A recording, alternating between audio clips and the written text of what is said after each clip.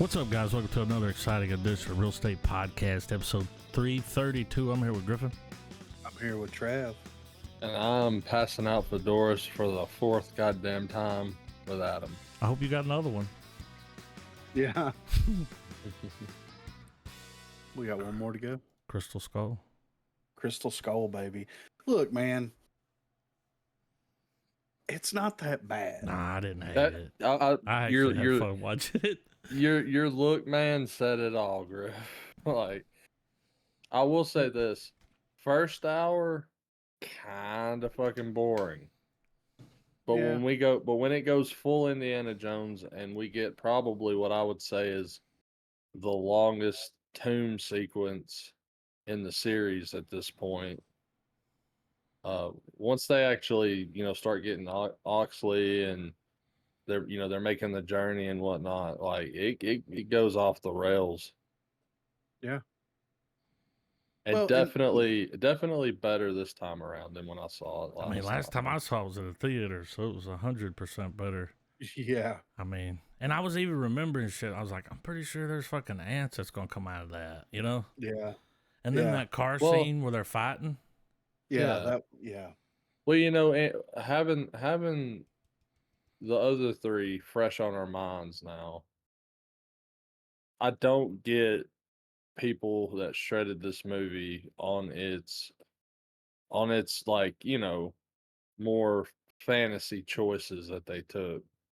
Well, it's time. Like- it's now well, it's like- the new like- one's turn. We'll shit on the new one. Well, and no, then I mean, 10 like, years well, from like, now, we'll be like, it wasn't that bad. well, like everyone was. I mean, granted, this movie did drop around the time that very cynical sense of movie watching was in full fucking force. Yeah. I know whenever I went and watched it in theaters, it was so embarrassing. I'll always remember this. The group I was with, it was somebody's plus one, and they were a messenger bag carrying hipster, Mm-hmm. and It's we're called a walking out of satchel. shit at the level of pansy bullshit this motherfucker pulled. It's might as well call it a purse for them, dude. But yeah, it's a satchel. But anyhow, Oh, you're not talking we're- about Indiana Jones. Oh, no, my bad. no. Indiana Jones is he's safe in this one. But no, on our way out of the viewing. Now, granted, this was opening weekend that we went and watched it. Mm-hmm. So it was a packed theater. I mean, it was a multiplex, so of course there was a lot of coming and going. But as we're on our way out, we're in this huge hallway filled with people. This spectrum riding motherfucker drops to their knees and goes, "No, why?" And it is the most cringe. It's like that fucking chick that was thing. screaming when Trump got elected. Yeah. Oh yeah. You know what I'm talking In about. hindsight, it absolutely was. Yeah. It was so fucking stupid, but yeah, it was just very. I was like, really? Yeah. A little It was cringy. that bad? Like, No. Well, I mean, all right. Let's take it a section at a time, an issue at a time, and let's decompress this down a bit. Yeah. So first thing I want to hit on is If you Mud. say there's a lot to unpack, Griffin, I'm gonna reach through this mic and smack you, man. there is a lot to unpack here. No, but, no buzz phrases, bro. No buzz phrases. but the sun aspect of it, right? Now, Yeah. okay, there's a couple of things with the sun aspect of it. You've got the first half of the movie where they meet, the whole introduction happens, things go down, Robin Graves, blah blah blah blah blah, meet up with Miriam, find out that is his kid. From that point forward, he's just there. Yeah. Like Absolutely. He's there. He's there for the swashbuckling jungle All right, fight. son. Yeah. Oh, dude, nah. The most ridiculous part was when he was swinging from the vines. Oh yeah, for sure. Right. Really? Come on. The Yeah. monkeys Yeah. are going to show you the way. Well, Yeah. I'm watching that happen, and in my mind, I'm like, people shit on this movie for the implausible nuke survival sequence, but this was okay. Yeah. Yeah. Like, Right. I know. this is Yeah. where the imagination can stretch a little bit. Like, Yeah. But that was one of my, because we just came off of Last Crusade, where the entire movie is just about Indiana Jones and his relationship with his father. Like that is the main crutch of the film, other than the Holy Grail and all the other stuff that's going on. That's the yeah, main thing that's happening. That is the most consistent thing that's happening. And yeah, they could have slotted in literally anybody into that role and not been Indiana Jones's son to get him to marry him. Because once she shows up, he is an invalid character at that point. Like they well, don't do anything. Like he's Yeah. there, he's doing the swashbuckling thing, he's Well, why swinging couldn't on it the just be vine. her son Exactly. and not his? I mean, And the thing is like I don't have a problem with it being his son, but like you would think he's got a son that is clearly in his early to mid 20s that he's never seen, never had anything to do with, and like this huge pressing issue of this skull situation with the Russians and all this other stuff that's going on. Yeah, it does kind of take a back seat, but we explore more of Indiana Jones and Miriam's relationship and the things that have happened in that gap, other than the relationship that he didn't have with his son. So it's one of those situations where it's like, did we really need this character? I mean, to get Indiana Jones where he, like, she could have just mailed the letter to Indiana Jones and they could have cut yeah. that out It completely. ain't his And fault. He didn't know.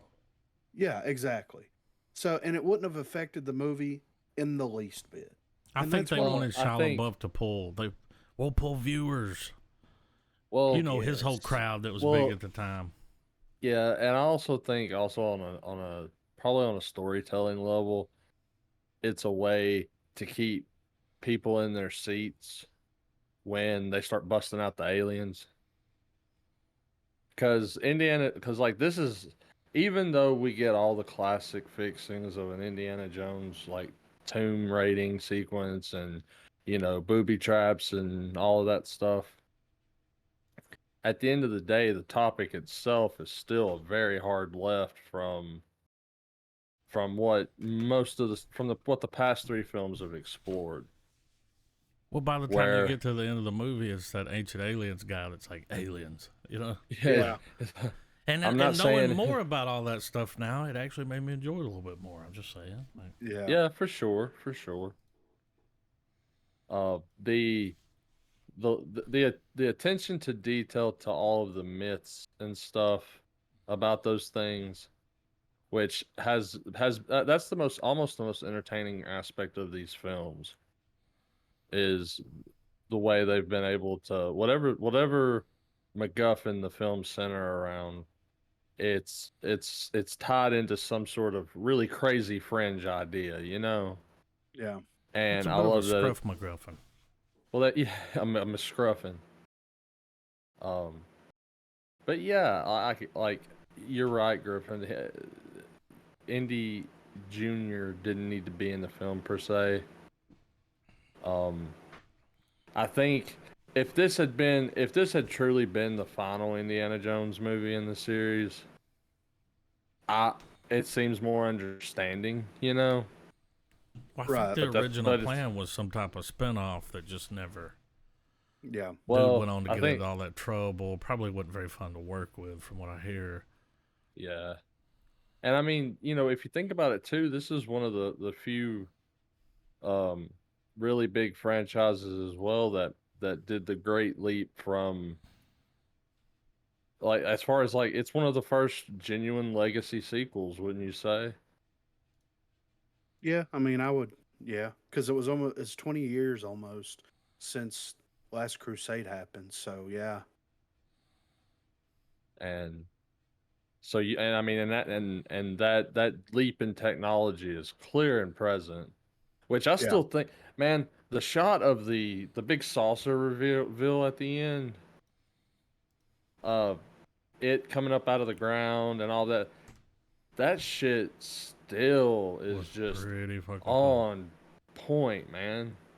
Yeah. I Well, mean, it was over the top as fuck, and I'm surprised no one got hit by any debris, but it yeah, still looked fantastic. yeah. And that kind of goes around to another thing as well, is like they were trying to pull, in my opinion, way too many characters into this movie and make them relevant. Like Jonesy. in the past, even with Last Crusade, we had four characters that wound up being, well, five technically, if you want to break it down, that kind of wound up being crucial to the story. Two of whom we had already met before. Well, three technically. Indiana Jones, the curator for the museum, and Sulla, right? Those Mhm. are all three characters that are coming over. Then you have the introduction of Indiana Jones's father. Then you have the chick, right? James Bond, chick. It's that whole classic James Bond. There's going to be a female involved in this somewhere. Insert female, blah, whatever. Um, but out of those characters, they were only realistically bringing two new characters into it. One of whom was Indiana Jones's father, and one was the female, the female that Indiana Jones was interested in. Whether she was Mhm. a good guy, bad guy, didn't matter. In this, we've got Indiana Jones, Indiana Jones' son, Miriam, John Hurt, Kate Blanchett. Like it's just there's too much to me. There was just too much stuff, and it felt at points like too many people were trying to fight over relevance. Like I said, they introduced the son character halfway through. He's pretty much cut completely out of it because there's like all this stuff that's going on, all this crazy, in and out and adventure and action and all this stuff. And it's like, it just, if they would have condensed it down a little bit to where it was just Indiana Jones, maybe two other people, and then Kate, that would have been fine. It would just, and then you get the story in like little tidbits, and it's like, oh, wrote this journal, and this journal means this, and we got to translate, and these people disappeared. We got to go find. We found the crystal skull. Now we got to take it over here, and we get kidnapped, but we're actually working with them. But we're not really working with them, but we are working with them because Indiana Jones is the only one that knows what to do, and they don't know what to do, so they need Indiana Jones, but he keeps trying to get away from them, and it's just like, what? Like, there's just, I don't know. Well, It's just, it's truly no different than the other three. It's just it's the clutteredness of all, like you said, of all the characters on screen that we're having to keep track of to a degree. yeah, And you know, when this movie came out, you got to think about where all of these actors were. They're bringing Harrison Ford back after, I mean, I can't remember the last movie he was in that, and it was probably some sort of drama or something like that. Kate Blanchett, I believe, the last big thing she was the last big title that she was in with that was when she did Lord of the Rings. Uh, Shia LaBeouf was hot off of Transformers fame, so they were. This was during peak LaBeouf, dude. We got Disturbia, we got Transformers, That's why they we put him got in it. what do you call it? The other Eagle Eye that Spielberg did. yeah. Mhm. This movie, like it was just one after the other every year, you know. Yeah. And I still think that this movie was intentionally supposed to be the victory lap for Indiana Jones. Just one last good solid adventure, let it be a quadrilogy and call it a day. And the idea of the spinoff didn't pan out. And then, 20 year not 20. Well, it's getting close to 20. This came out in what, 2008? Eight Yeah. or So, but nine. yeah, One of those. So This was came out in so actually the yeah. 2011. last movie. Remember the old theater? Yeah. This is the Mhm. final movie they had the viewing for, and I went and watched it there.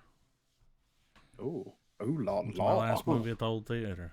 I For mean, if you're sure. Yeah. gonna have, I mean, there were far worse films out that could have been that theater's last hurrah. At least it was Sure. like an iconic character, you know, Yeah. I mean, like I can that. tell you what the last movie I saw there was, and it was not Indiana Jones. So, Um, but yeah, like I said, I mean, it's not a terrible movie, and people want to make it, you know, build it up to be just something that is just absolutely atrocious filmmaking, and it's not. It's just, It's almost like the criticism was that it was too silly, but but they're all silly though. exactly, that's my point, Griffin, is it's like, did these people ever really pay attention to the original Indiana Jones? Because in my revisit to it, I felt very ignorant. Like I felt like I just like with having seen the trilogy again, having all of the storylines and the way the movies, whatever, like everything just felt on brand, really. Yeah. Well, people, this is the thing though. It's the same thing with Star Wars. It's the same thing with Star Trek, with all these major franchises. People have this certain thing in their head as to what they think and what they want to remember about these particular Well, we franchises. had like 20 years Yeah, exactly. of the original Yes. 3 movies, and then here's a new one's coming out, and you go in there, it's like, oh, okay, that was different. Yeah. It's like, but Well, was and it? yeah, Well, Not exactly. really. yeah. Well, you also got to look at it too. Like we're It not looked kids better. anymore. You know, Yeah. Yeah. you know, because watching some of these movies, you know, as a 30-plus-year-old man now, some of them, you know, I watched when I was, you know, Yeah. a kid in my early teens. Like you're a dumb shit at that age. Like you're not paying attention to the Yeah. parts where they're talking. You're like, oh man, here's the boring part. Also, when I went and watched it, I could hear my hair growing, you know? So, Yeah. Yeah. uh, But I mean, it feels like that's a common thing with a lot of these franchise movies is like, especially things that get legacy sequels, is it's just like, dude, like you remember the parts of Indiana Jones that you want to remember, and in your head, Indiana Jones means this. Whenever you really sit down and watch it from an unbiased perspective, you start to realize, like, oh, this is really goofy and exaggerated. In my head, it was this whole like Indiana Jones's true life action. People mhm. have that feeling about those movies, and it's like they stuck a dude's hand in a dude's chest and pulled his heart Yeah. out, and then it closed back up, and then he went into a pit still alive and burned to death, and then the heart caught on fire while the dude was Now, holding it. Mhm. and I wouldn't even call it a criticism. I would just be like, what? The most what thing that this movie did was having Indiana Jones hold on to a snake to pull him out of that sand pit and not Oh that and yeah, like that snake not once bite him. I can jump on board the crap like with that, you know. yeah, But still it's still a silly, you know. yeah, exactly. Here's the biggest crime of the movie. This is something that we were talking about the other night. The biggest crime of this movie is the fact that it is about this whole crystal skull and aliens and stuff. When the real sequel to this movie should have been this, Trav. Indiana Jones during World War II. Mm. He was a colonel, right? Hmm. They even He talk about was it, right? Yeah, whenever after the refrigerator thing Mhm. happens and they're in there like scrubbing him down, they're like, Colonel Jones, blah blah blah blah blah, war hero, all this kind of stuff. That is the movie that I want to see so bad that I can't fucking stand it. Because think about it. He's got his country, he's a patriot. Also, it belongs in a museum. There's these precious artifacts that are just being destroyed everywhere. Mhm. He's already met Hitler one time, got his autograph. Yeah. You know, Belongs in a so museum. and this is my concept, Trev. Yeah. Indiana Jones gets paired up with a Sir Ian Fleming to do some missions, and guess who a character named James Bond's based off of? Huh. That would be that would be a fun little twist. I mean Or that. and I mean and the plot of the movie itself could have been, you know, like them getting into whatever occult shit Hitler's trying to get again Mm-hmm. and Spare have Destiny. yeah, and have it to where the results of stopping him is why America had Project Paperclip. Yeah, I mean, yeah, they could have went deep with it, you know, like Well, I mean that's the thing. These movies all jump into really wild, batshit crazy like conspiracy theories, even though they're yeah, not really conspiracies; they're just myths. yeah, And it would be yeah, I mean for sure. Like, dude, imagine like a beginning of the movie where like you're like, wait a second, this isn't them in a jungle. It's like a war zone, and you're just seeing Indiana Jones just fucking running through battle, commanding people for a second, and then like we get the downtime, and they're like, Jones, heard you were an archaeologist back at home. Like, pony up, buddy. We got some shit to find. yeah. Or maybe it's one of those things where, like, you know, he's still at the university and everything, and he gets approached by the military, and they're like, "Look, the war's happening. You know, all this stuff's going down. You know, we've heard that Hitler has tried." And he's like, "Well, I've dealt with the Nazis before, and they, you know, with the Ark of the Covenant and all this kind of stuff. Like, you Like know, he's the only one that knows how to bullshit them to what they need to get. yeah." And it's like, "Oh, well, Hitler has." He's leading his troops into an expedition for something, you know, insert whatever here. And I would like it to be the Spear of Destiny, like, you know, anyway. But it's like, you know, Well, I that mean, he's it would keep in with the religious themes of yeah, the other two yeah, minus Temple of Doom. yeah. Um but yeah, I mean that to me is the biggest like missed opportunity in my opinion. It's just like him during this whole war torn Europe slash wherever, and like they're trying to outsmart the Nazis once again during the war and trying to retrieve this art, research it, find it, get it before they get it, and all this like, and it's just Indiana Jones, and you introduce another couple of characters. Like, dude, you could have even brought Sulla back, Well, you know, because they had that Egyptian, you know, arm, the I African just arm of the war, you know. So I just realized something, Griff. Although you may not get your movie, you may at least get your acknowledgement. Well, there's a scene in the trailer of him yeah, dressed up Dressed like a in soldier. Yeah. yeah, And if I'm not mistaken, we went over it in one of the articles. There's like a 20-minute like montage of him throughout the years. hmm We might get a World War II sequence with him. I mean, That'd be a hell of a way to open the movie. I know, right? But yeah, like all in all, not a terrible. I mean, it felt like an Indiana Jones movie. Yeah, Hmm. absolutely. And that's my biggest thing. It's like for people that now in 2023 that want to be like, well, that movie was terrible. And it's like, when's the last time you watched it? Here, watch all of them and then like together. Like Hmm. in, you know, just watch, start with Raiders, end with, you know, Crystal Skull or with the new one. And then tell me that it doesn't feel like an Indiana Jones movie. Tell me that it doesn't live up to what Indiana Jones is and was. Like, it does. Even though there's problems with the movie, you know. I mean, there's problems with all of them. Exactly. But I that's the mean, thing. I can suspend my belief or disbelief to be able to like go with the flow on everything, you know? And well, it's like, once again, it's the power of Spielberg, man. yeah, He can make a movie where you can watch it and go, hold up a second, and then you're like, ah, who am I kidding? I know who the chef is, and you just keep watching. yeah.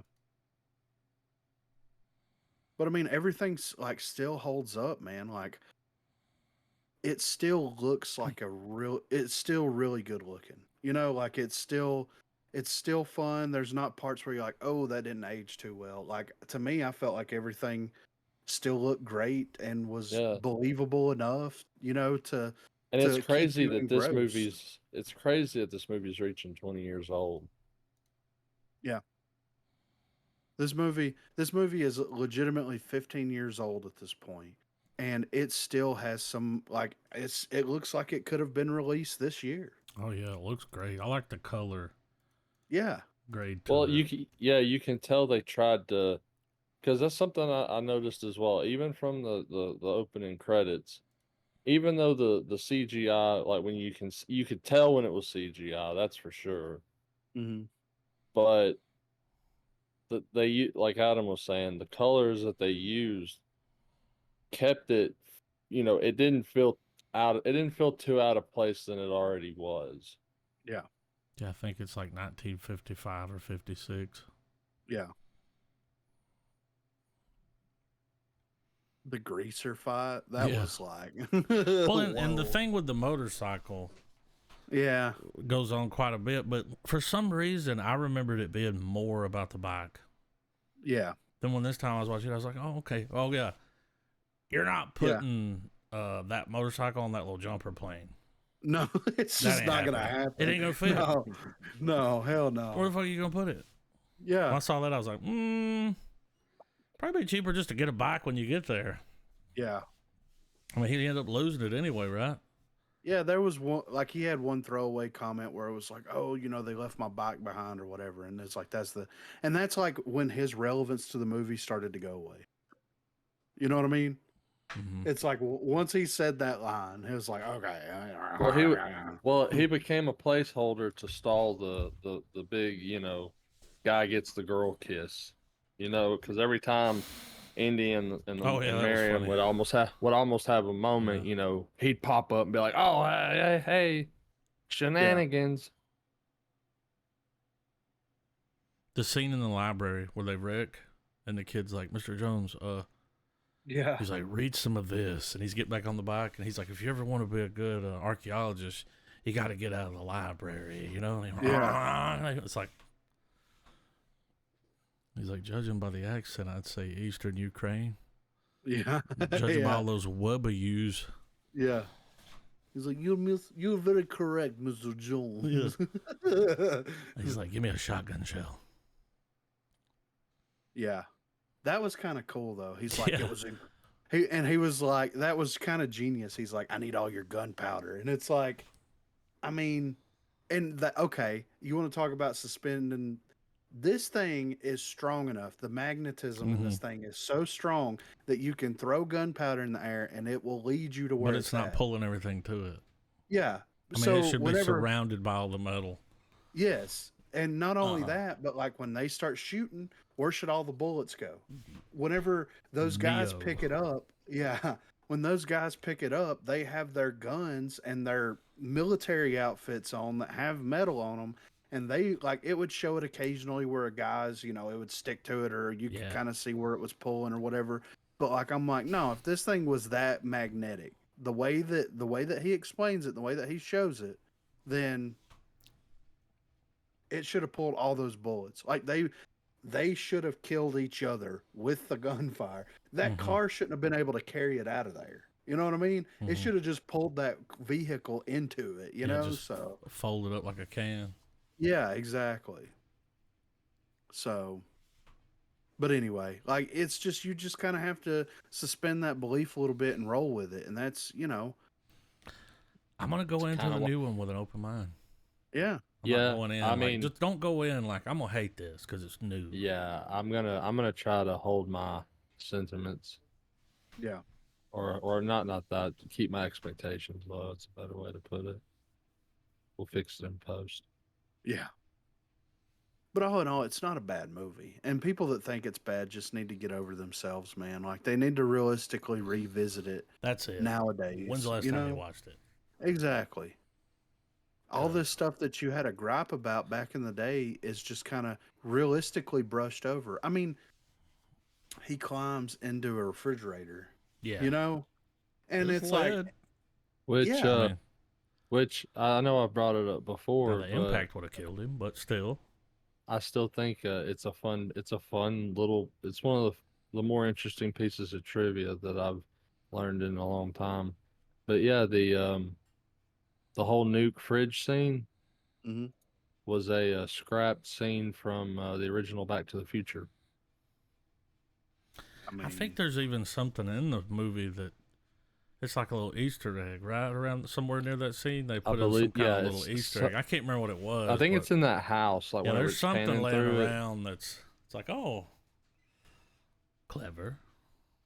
Yeah, and I thought that was I always thought that was interesting knowing that going in now because I didn't then, Yeah. obviously. Um, but yeah, I mean I agree with you guys, man. Like, I had fun with it. And at the end of the day, like when you get ready to watch Indiana Jones, there's only one criteria that it has to meet for me. It has to be fun. Yeah, And it was fun. yeah, You just need Harrison Ford being smooth, yeah. getting into trouble, you know, A and woman. then, yeah, And a in my woman. opinion, they brought the best one back. Yeah, exactly. Right. So, like, I mean, I enjoyed it. You had It the was great. traitor. Of I course. Kept swapping sides. No, Yeah, I I'm mean, he's like, yeah, he's like, what? he's just got a pocket full of those little tracking devices, huh? Yeah, I know, right? He just keeps pulling them out and dropping them all over the place. Oh man. But yeah. I mean, it wasn't as good as the previous 3 in my opinion. But it was still good. I mean, I'm going to give it a half star. I'm gonna give it a full one. Dude, I started watching this. I had a feeling I wouldn't be able to watch it today. Yeah. The feeling was right. So I started watching it last night, dude, and it wasn't finished until like 6 o'clock in the morning. And I watched it. You know, I was just sitting there like, yeah, you know, Mouth breathing. yeah.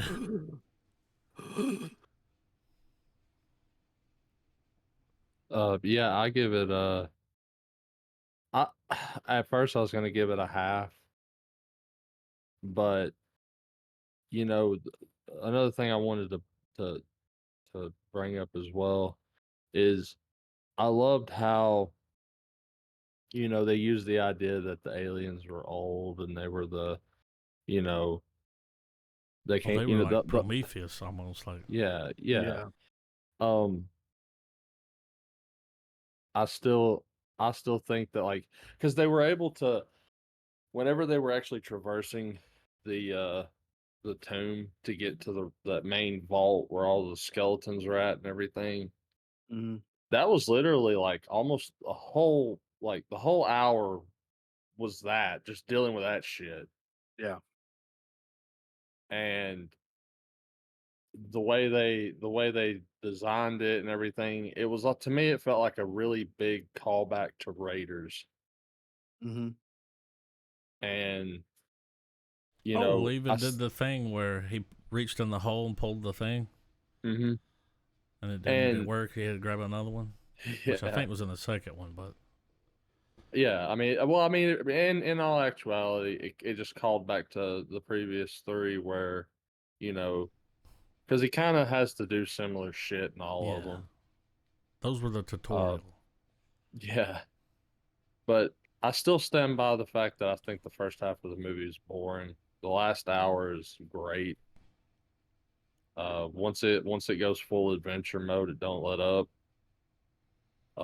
But I think because it goes so far off the deep end that it justifies the slow burn at the beginning. Mm-hmm. And yeah, I mean, I give it a star. Dude, the scene I have to bring up was whenever they cut the thing open. He's like, "You got a knife?" And it's like, dude, he's been playing with it this whole time. You know, he's got one. Yeah. But he hands it to him. Then he sees that dagger in there, and he pulls it out. And he hands it his back. And he gives her the side eye, and he's like, "I mean, I don't want to have to ask you for yours all the time." And then he puts it back in there because he's like, he's not a grave robber. Yeah. It's like that shit's just gonna sit there. I mean, Yeah. but he's like, I'll put it back. It's like, no, dude, keep it. It's cool. Yeah. I would have. I mean, The gold but child's gonna need it. But yeah, I mean, it's not a bad movie. Nah. It's I know just one thing. I don't want that big gift. Now I will say, at the time, I hated Shia LaBeouf, dude. I was tired of seeing him and stuff. Yeah. And I think that's one of the big things. But we get along now. Oh yeah. He's apologized. He's changed his ways. He's like, I was a dick. And now I'm like, okay. I mean, he was going through some shit. Yeah, he had some stuff he was dealing with for sure. Honey boy. Something else I like too, and it was almost like the classic Spielberg calling card of less is more. And I know that when I say that, it's like, but Travis, they showed us not just the alien, they showed us all the alien. No, it's just the fact that like the entire time, whenever the alien activates and goes full form and flooding Kate Blanchett, when Kate Blanchett's going all TARDIS when he was on like, it. your soul is mine. Yeah. Yeah. Like she's peering into the TARDIS, man.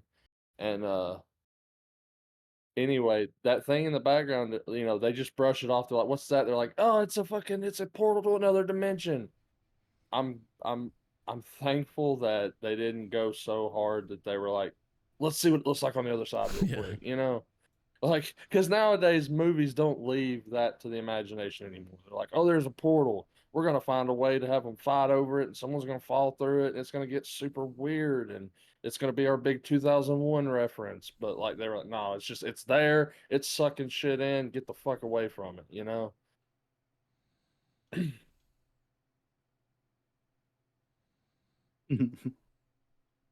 But yeah, I'm excited to watch the next one. Yeah.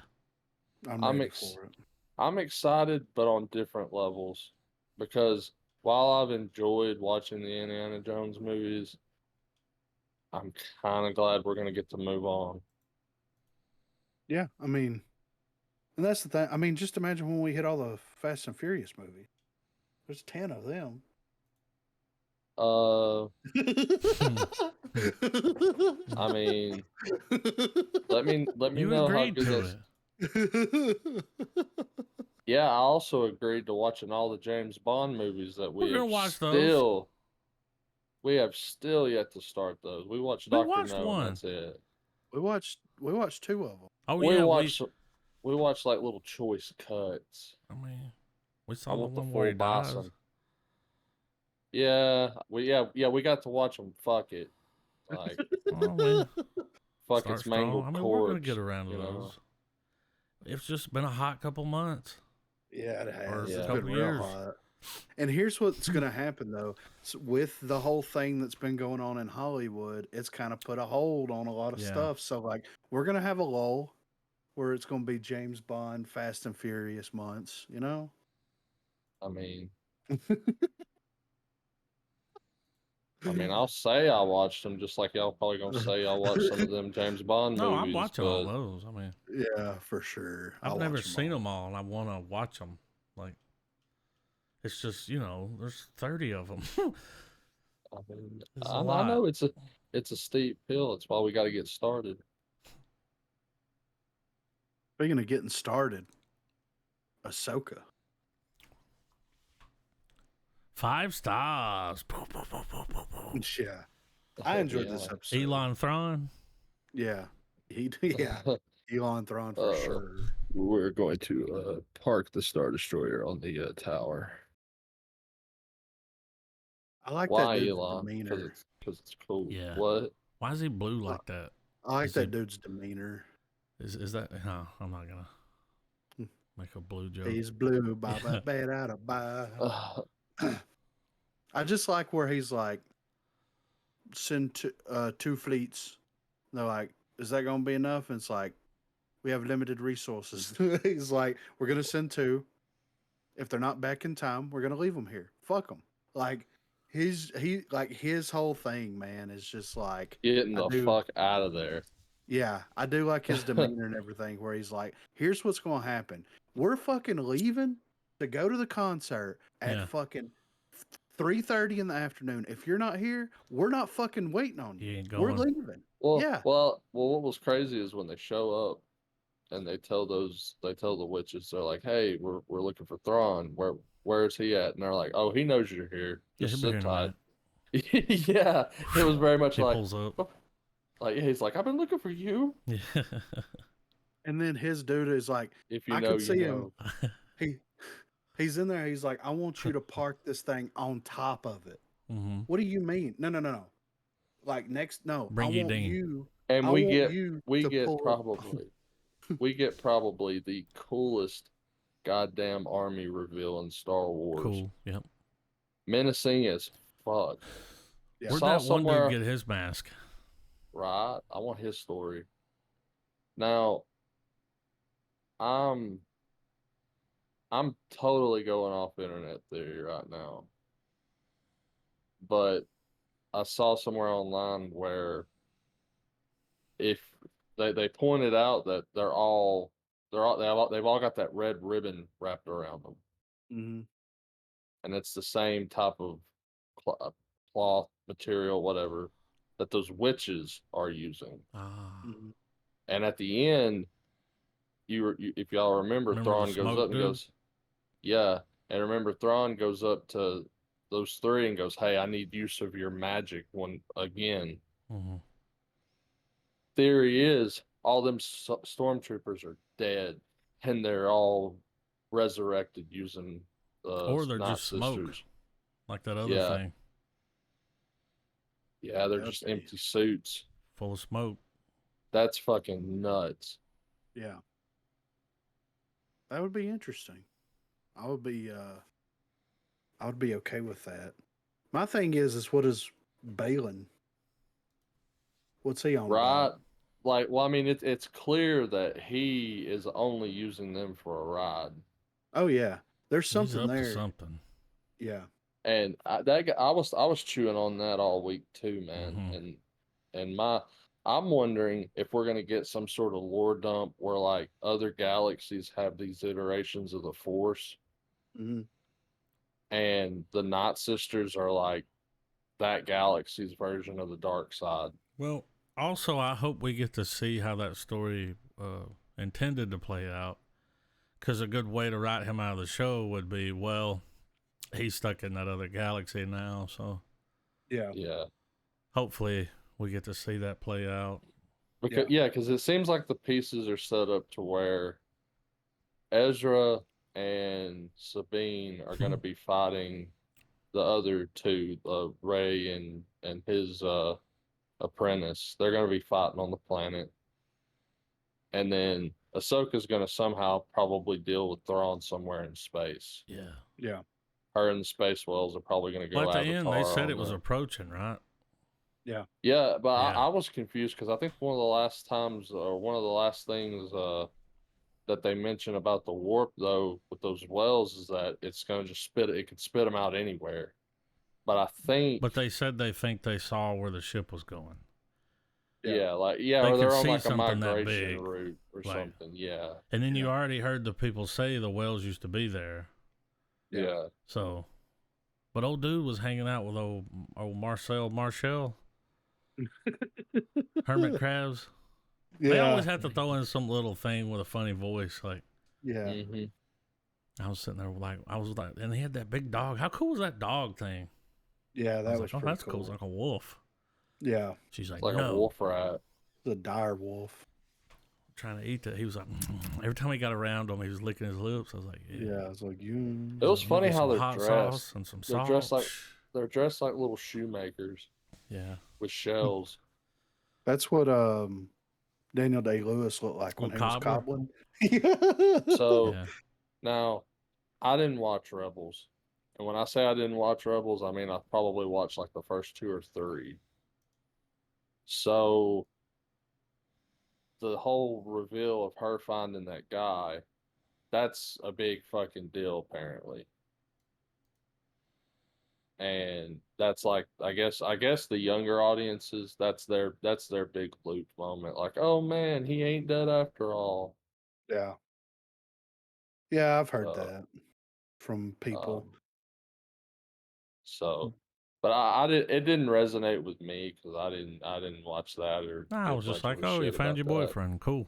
Yeah, Yeah. yeah. Like I'm up on this like high-end fucking dark side shit going Yeah. down. Yeah. Which makes a lot of sense because if you remember at the start of the show, the opening crawl was in red, like Sith red. So I'm wondering if the show is low key gonna be a downer. Well, I mean, here's Cause, the thing. cause technically, cause if it's lining up with Rise of Skywalker, then that means Ezra's gonna die, Ahsoka's gonna die. Anyone that was talking to Rey at the very end of Rise of Skywalker, they're all dead. Yeah. So those two don't make it. So I'm Well, wondering if we're gonna on screen see how they meet that end.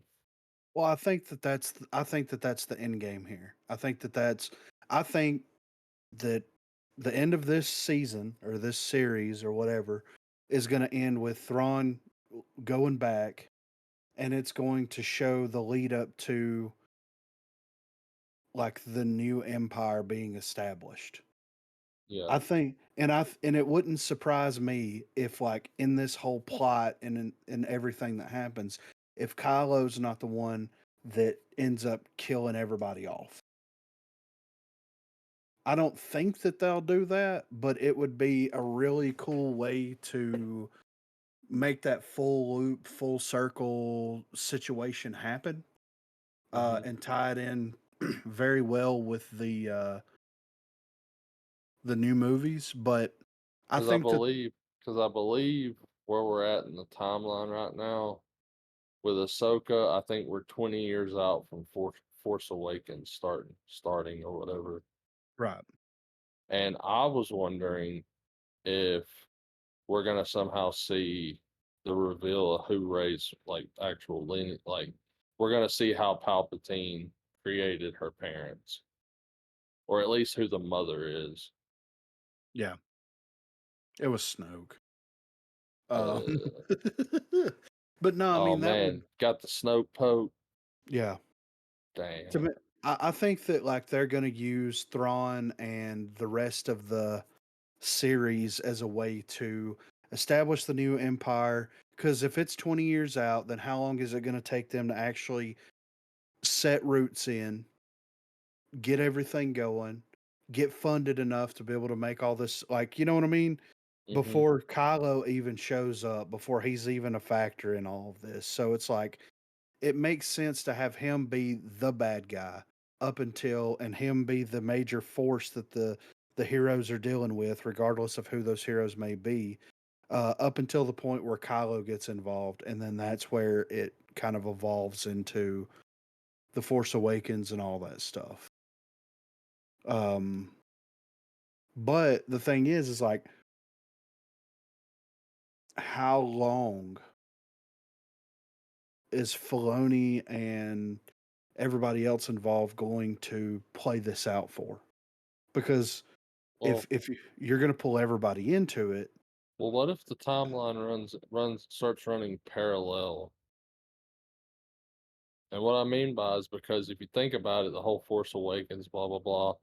It's that quote that Snoke gives Kylo in that very first debrief and reveal, and it's the line we hear in the in the trailer for it, where he goes, "Have you felt it? There's been an awakening in the Force."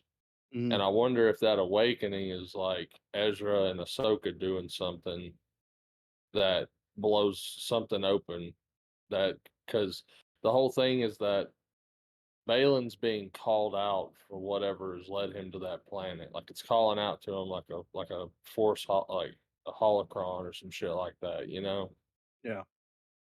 So I'm wondering if there's going to be some sort of thing that releases some sort of force wave or some shit, for lack of better words, and it's happening as Force Awakens starts to happen. Yeah, I mean, it could. I'm just this is going to be their way of either tying everything together in a nice, neat little bow package and presenting everything to you for what it is, or they're going to try to use it as a way to retcon everything, which, I mean, they Well, could do that. I genuinely think, and this I feel like it's a perfect world scenario. I genuinely think that if they can find a way to explain some of the plot holes of the sequel trilogy, then it'll go full circle as classic Star Wars, Yeah. and it can make those movies more entertaining, or at Yeah. least for me. Because that's just the thing. Like, there was a lot of very rushed writing involved in those sequel films. But just because it was rushed, it doesn't mean that they can be ruined. Like Yeah. like the narrative at large can be salvaged, and all of those movies can make sense. And when you watch them, in a in a more long form, you know, manner, it'll be easier to be like, okay, I get why Palpatine's just suddenly fucking here now. Yeah. Yeah. So we'll see what they do. I mean, and it really comes down to like what the unfortunate uh individual that's currently running that arm of Disney decides to do.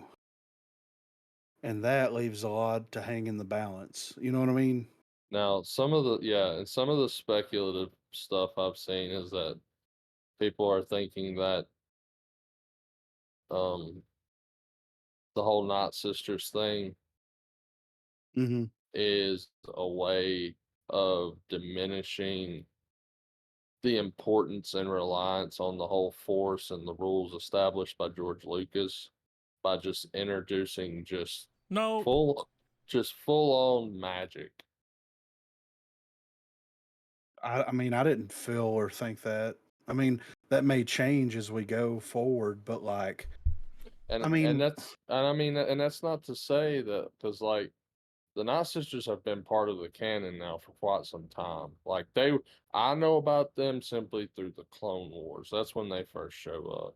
mhm, I guess they have a greater presence in Rebels. I don't know, but they're the ones that resurrect Darth Maul.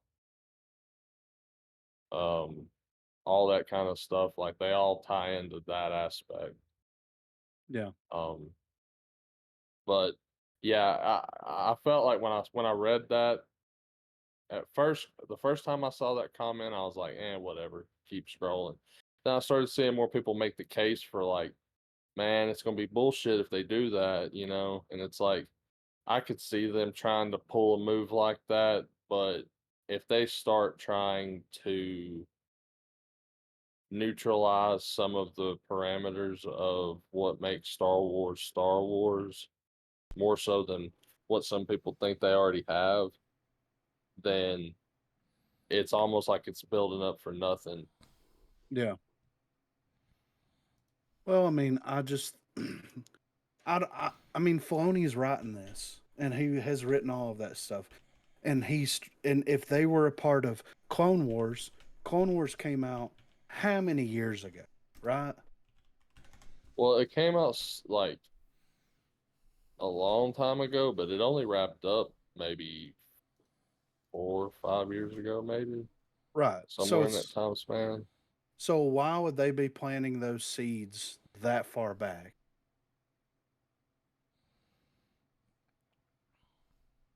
I mean, you're right. I But mean, at the same time, though, you know, I would imagine to an extent that they have to, because what it was like, what, 2012, 2013, when Lucasfilm was sold to Disney.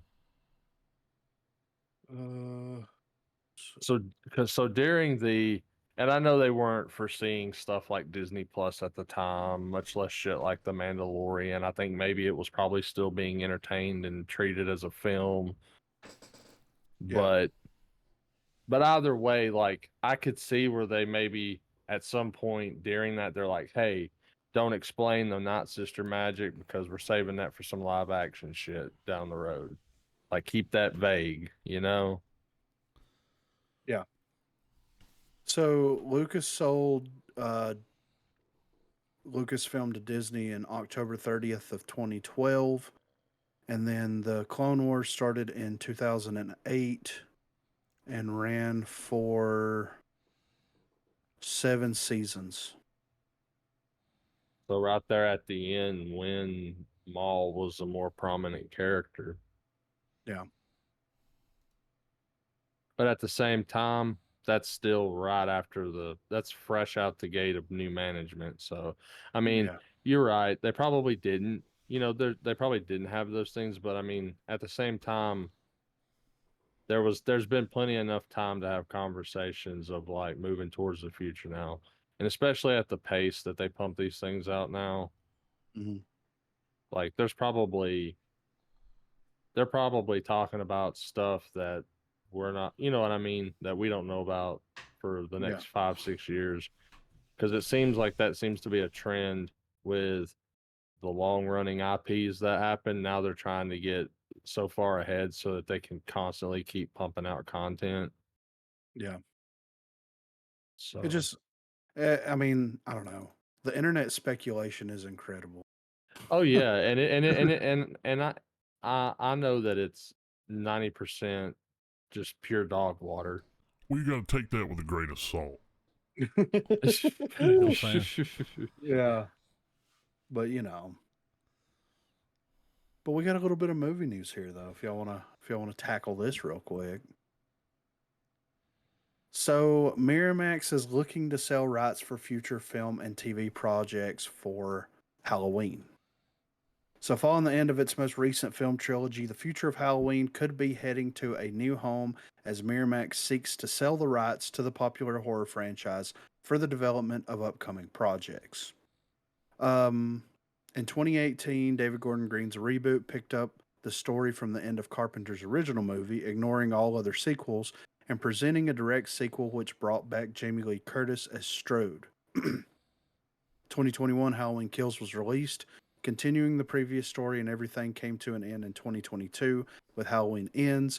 But as has already happened with several horror franchises such as Scream or Child's Play, there may still be new stories to tell, and not only in the cinema, in the cinema, but also on the small screen. That Chucky show is hilarious, by the way. It's got what's her name in it, right? Oh, it's got it all, dude. I mean, I might have to. For crying Anyway. out loud, the narration is Chucky, like whenever they do the previously on. Yeah. There was an episode me and my wife watched where it seriously was dude going, previously on fucking Chucky. And then you see the events play out. Yeah. So it says almost a year after the premiere of Halloween Ends, Miramax seeks to give a bright future to the popular horror saga. Bloody Disgusting reports that the studio is actively looking for a company to buy the rights to Halloween. The outlet also confirms that there is a huge bidding war going on among several companies to become the owners of the story, both to produce new films and television projects. The Halloween franchise has expanded into several different media, including novels and comic books, but has so far failed to be brought onto the small screen. After the success achieved with the last trilogy, even when the third installment enjoy did not enjoy of a good reception, it is not a surprise that many would love to continue Carpenter's legacy. Throughout the entire saga, Michael Myers has died and returned to life several times, especially since the story was rebooted on many occasions. However, it's hard to imagine what path new stories based on the infamous killer could take. On one hand, a reboot would perhaps be the easiest way, although something similar to what Paramount Pictures did with Scream could also be a good idea. The saga created by Wes Craven had different people behind the killer's mask, something that Halloween could imitate, presenting different characters that commit crimes in the name of Michael Myers. I mean, that's what they did in the third movie, and people didn't like it. So, and Halloween ends. Well, But I think we know that when it comes to, because we've, Halloween's not the first IP we've covered where it's a bidding war for the rights for it. You know who's at the head of the bidding war, right? probably Shudder. Y'all ain't ever gonna believe who's currently. I saw this earlier on Twitter, and I thought that's what this article was. And I'm looking, I'm like, oh, it ain't there. A24 is currently leading the bidding war for the TV rights That's interesting. to the Wow, Halloween okay. franchise. So I'm like, I don't know, Well, Yeah. well, you guys also got to look too. The rights to Halloween probably comes with a pretty nice kickback on merchandise, which is what these classic slasher movies are still just printing money for whoever has it. Like, Yeah. I mean, think about all of the pop culture people that cover horror stuff. Yeah. Behind them, almost 90% of the time, there's a fucking Halloween mask statue or something. Yeah. The horror conventions, all of that stuff, man. So I mean, Halloween, uh, Elm Street, Well, 13th, speaking all of of it. Friday the 13th, A24 also got the rights to that recently. Good. And And they're doing a TV show that's going to come on Peacock, I believe. Titled now, Crystal Lake. That's A24. So with them trying to really, pick this up, I believe we read something about that show. I Yeah. think Peacock owes me some fucking money, man. I think I coined that shit, man. Let's fucking. I'm gonna have to go pedal through the archives and sound clip it, man. Well, this article will go back to March Yeah. when they were. But anyway, And- they're gonna have them both, and then they can mesh them together. I mean, I mean, dude, an A24 style ominous Halloween movie. like let's Well, get weird. How well, weird? yeah, well- A24 weird. Oh, say And I- less. Well, I know it would. I know it would piss off a lot of the fans because it's not just a straight Michael rolls up, starts stabbing motherfuckers left and right. Like, it would be nice to go back to just the ear, like really hold on to the shape aspect of it. Yeah. Like he's back there. You see him. It's fucking creepy as shit. And then when he finally goes for the kill, you're like, oh shit, he goes Halloween as fuck. Which kind of more or less what the first movie kind of did. Yeah. In the Danny McBride produced stuff. But Yeah. taking that and stretching it into a show, I mean, it could work. Yeah. I would out of all of the franchises like this, I would be down for a Halloween show more than any of them, honestly. Yeah. It's just interesting to me that Miramax greenlit. I mean, of course they did the Rob Zombie flicks, and then they greenlit the ones with David Gordon Green and Danny McBride, and they made a pretty good return off of those. They were profitable. It's just interesting that they're wanting to get rid of the rights for it. So my question, based off of all this, is like, is Miramax going to start liquidating assets? Probably. Because of So- the whole elephant in the room. Yeah. So, and my question is like, if that's the case, are they trying to liquidate assets right now so that they could try to preserve the name of Miramax and that it could come back at some point and become something again? Or do you think that at a certain point, Miramax will be up for purchase? I think And we- I think the name's tarnished. I mean, feel if they like could sell it, somebody Well, gobble that up and just get all the property. They might put it under something. That Old Well, Dad's movie's coming out on it's Miramax. well, I mean, it would have It'll be on to. Netflix, but it's a Well, yeah, it would at least have to go away for a while, like Griffin was saying, and come back. yeah. Like it'll need to be a while before 'Cause anybody you're sees the buying that Miramax name. title card. Yeah, Like when I think Miramax, I don't think Harvey Weinstein, but Yeah, and- he's and you're technically still right. someone that's big at that company. I still think he owns some of it, so it's like nobody wants to work with them. and I Yeah. mean, you make a valid point there. Even though there's a large swath of people that are aware of that, the average moviegoer probably only heard about the Weinstein stuff on the nightly news. Yeah, you during know what Me I Too. mean? Yeah. Yeah. But when that Miramax logo is classic. There's so many.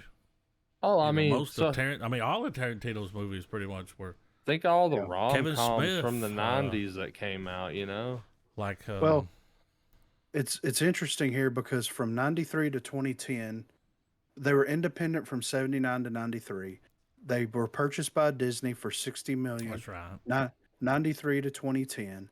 And then post Disney ownership, let's see, Disney closes the sale of Miramax for 663 million to Film Yard Holdings, an investment group and joint venture of Colony North Star, Tudor Salaba, and Qatar. So it's Middle Eastern stakeholders.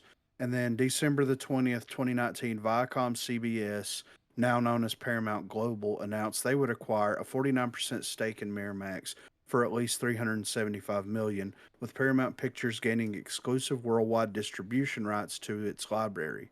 Paramount Pictures and Miramax will also co-produce new content based on titles from the library. The deal closed officially in April the 3rd of 2020. So my question is because Colony North Star, Tudors, Saliba, and Qatar Investment Authority, I'm assuming owns 51%, and Paramount owns 49%. Which side of those are trying to liquidate those assets? If that's Yeah. what they're trying to do. And it's like, if Well, that's the I don't. case, then I feel like it's the former, because I feel like Paramount needs just as much content to put on Paramount Plus as they can get.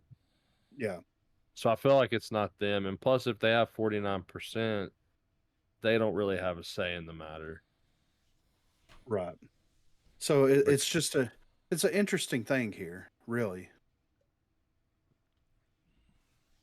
for But But yeah, and we know Disney can't reacquire them because they're tapped Mhm. out, they're maxed out. So it would be interesting if you had someone like Netflix or a streaming service acquire them. That would be a huge, huge thing Yep. for a streaming studio to acquire a studio like Miramax.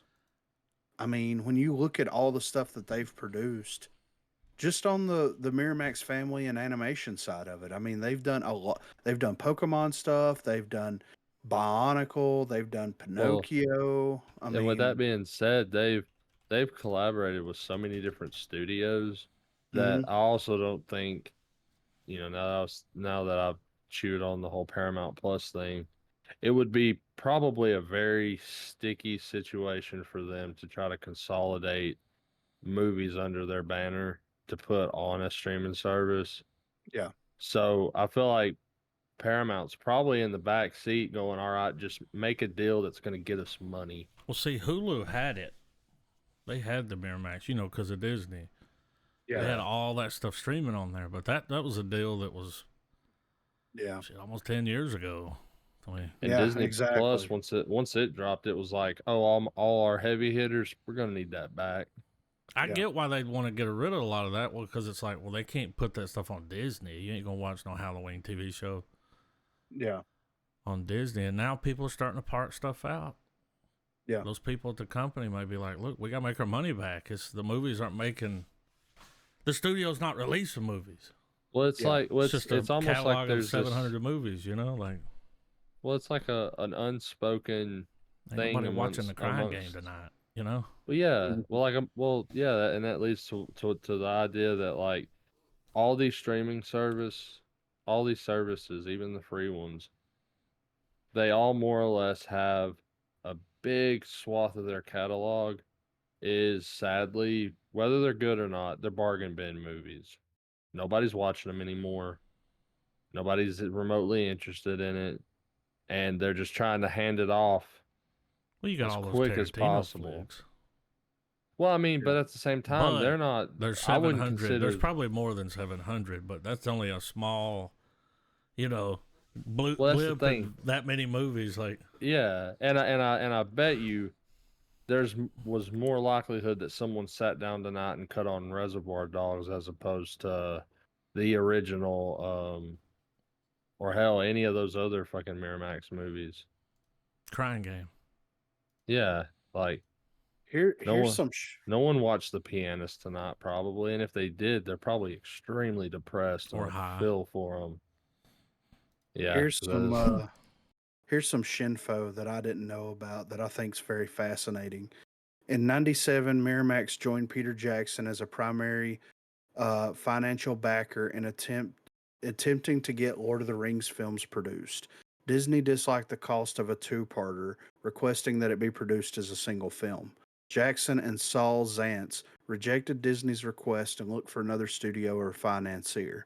Thus, Miramax sold the rights for The Lord of the Rings and The Hobbit to New Line Cinema in August of '98 for about $12 million, which led to The Lord of the Rings being to be produced as a trilogy.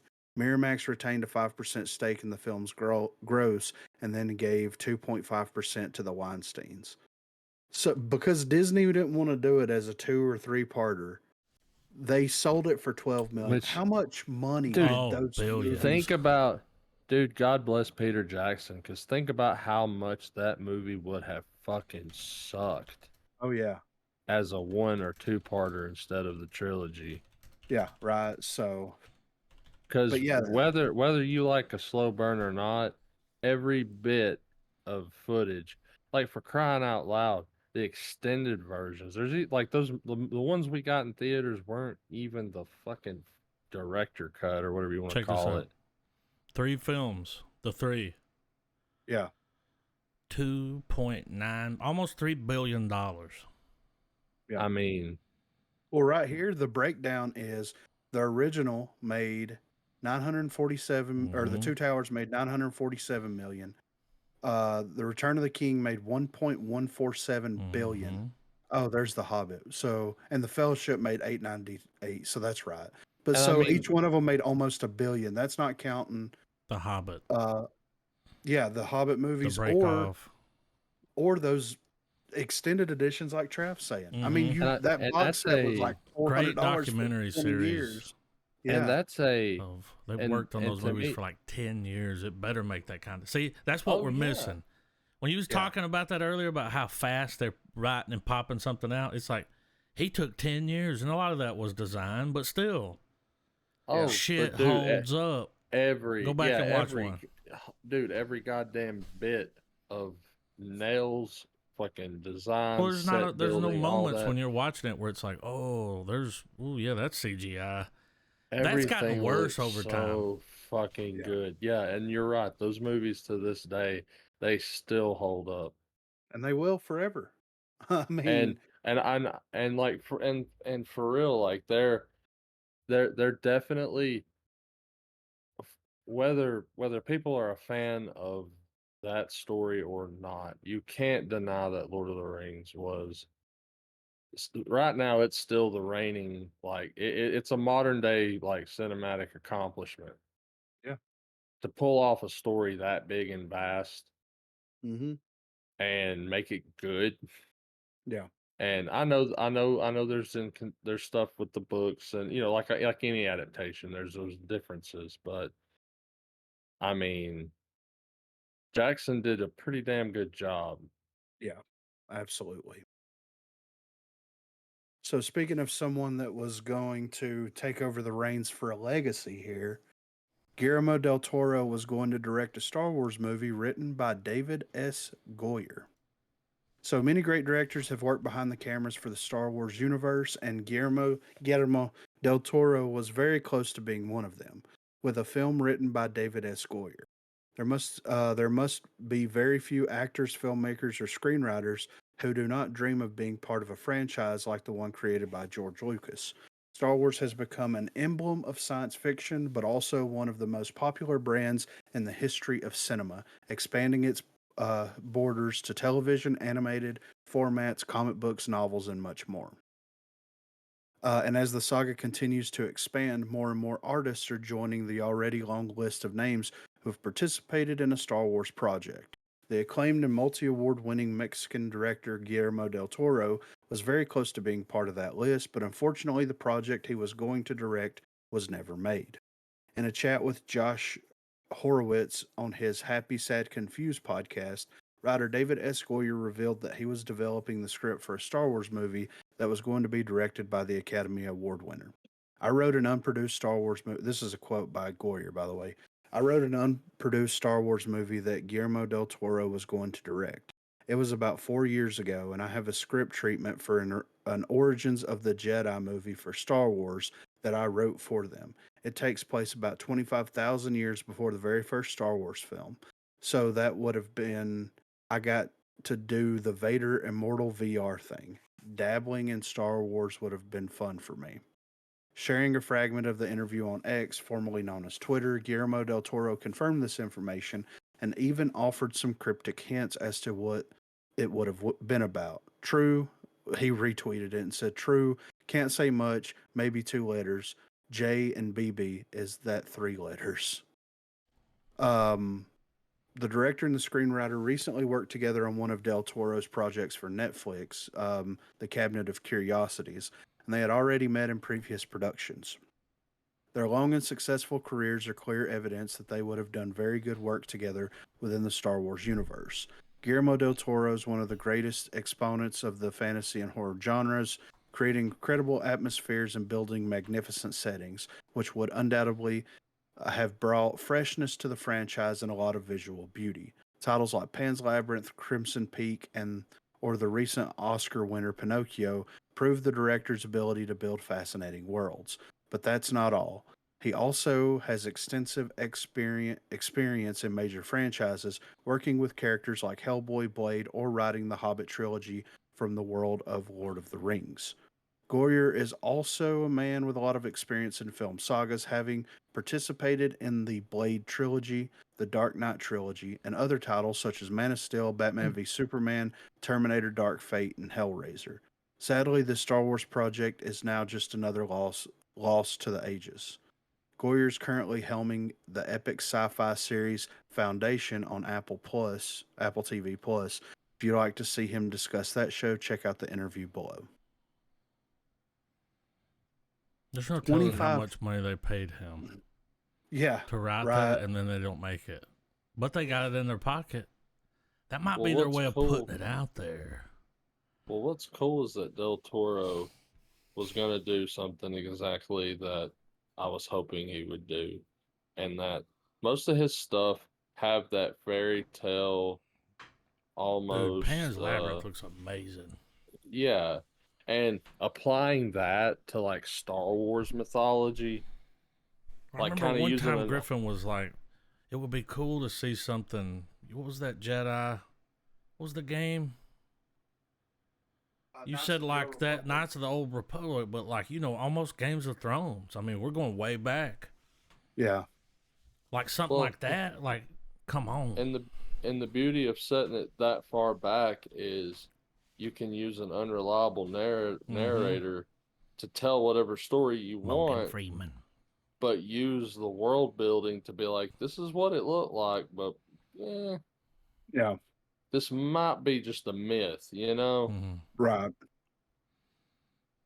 I mean, I'll just say this with what Disney and Star Wars has going on right now with their live action feature department, it's not out of the realm of possibility that this could be back on the table I at some think they point. might be trying to like just say something about it. Yeah, Why is he saying Because- something about it all of a sudden? yeah.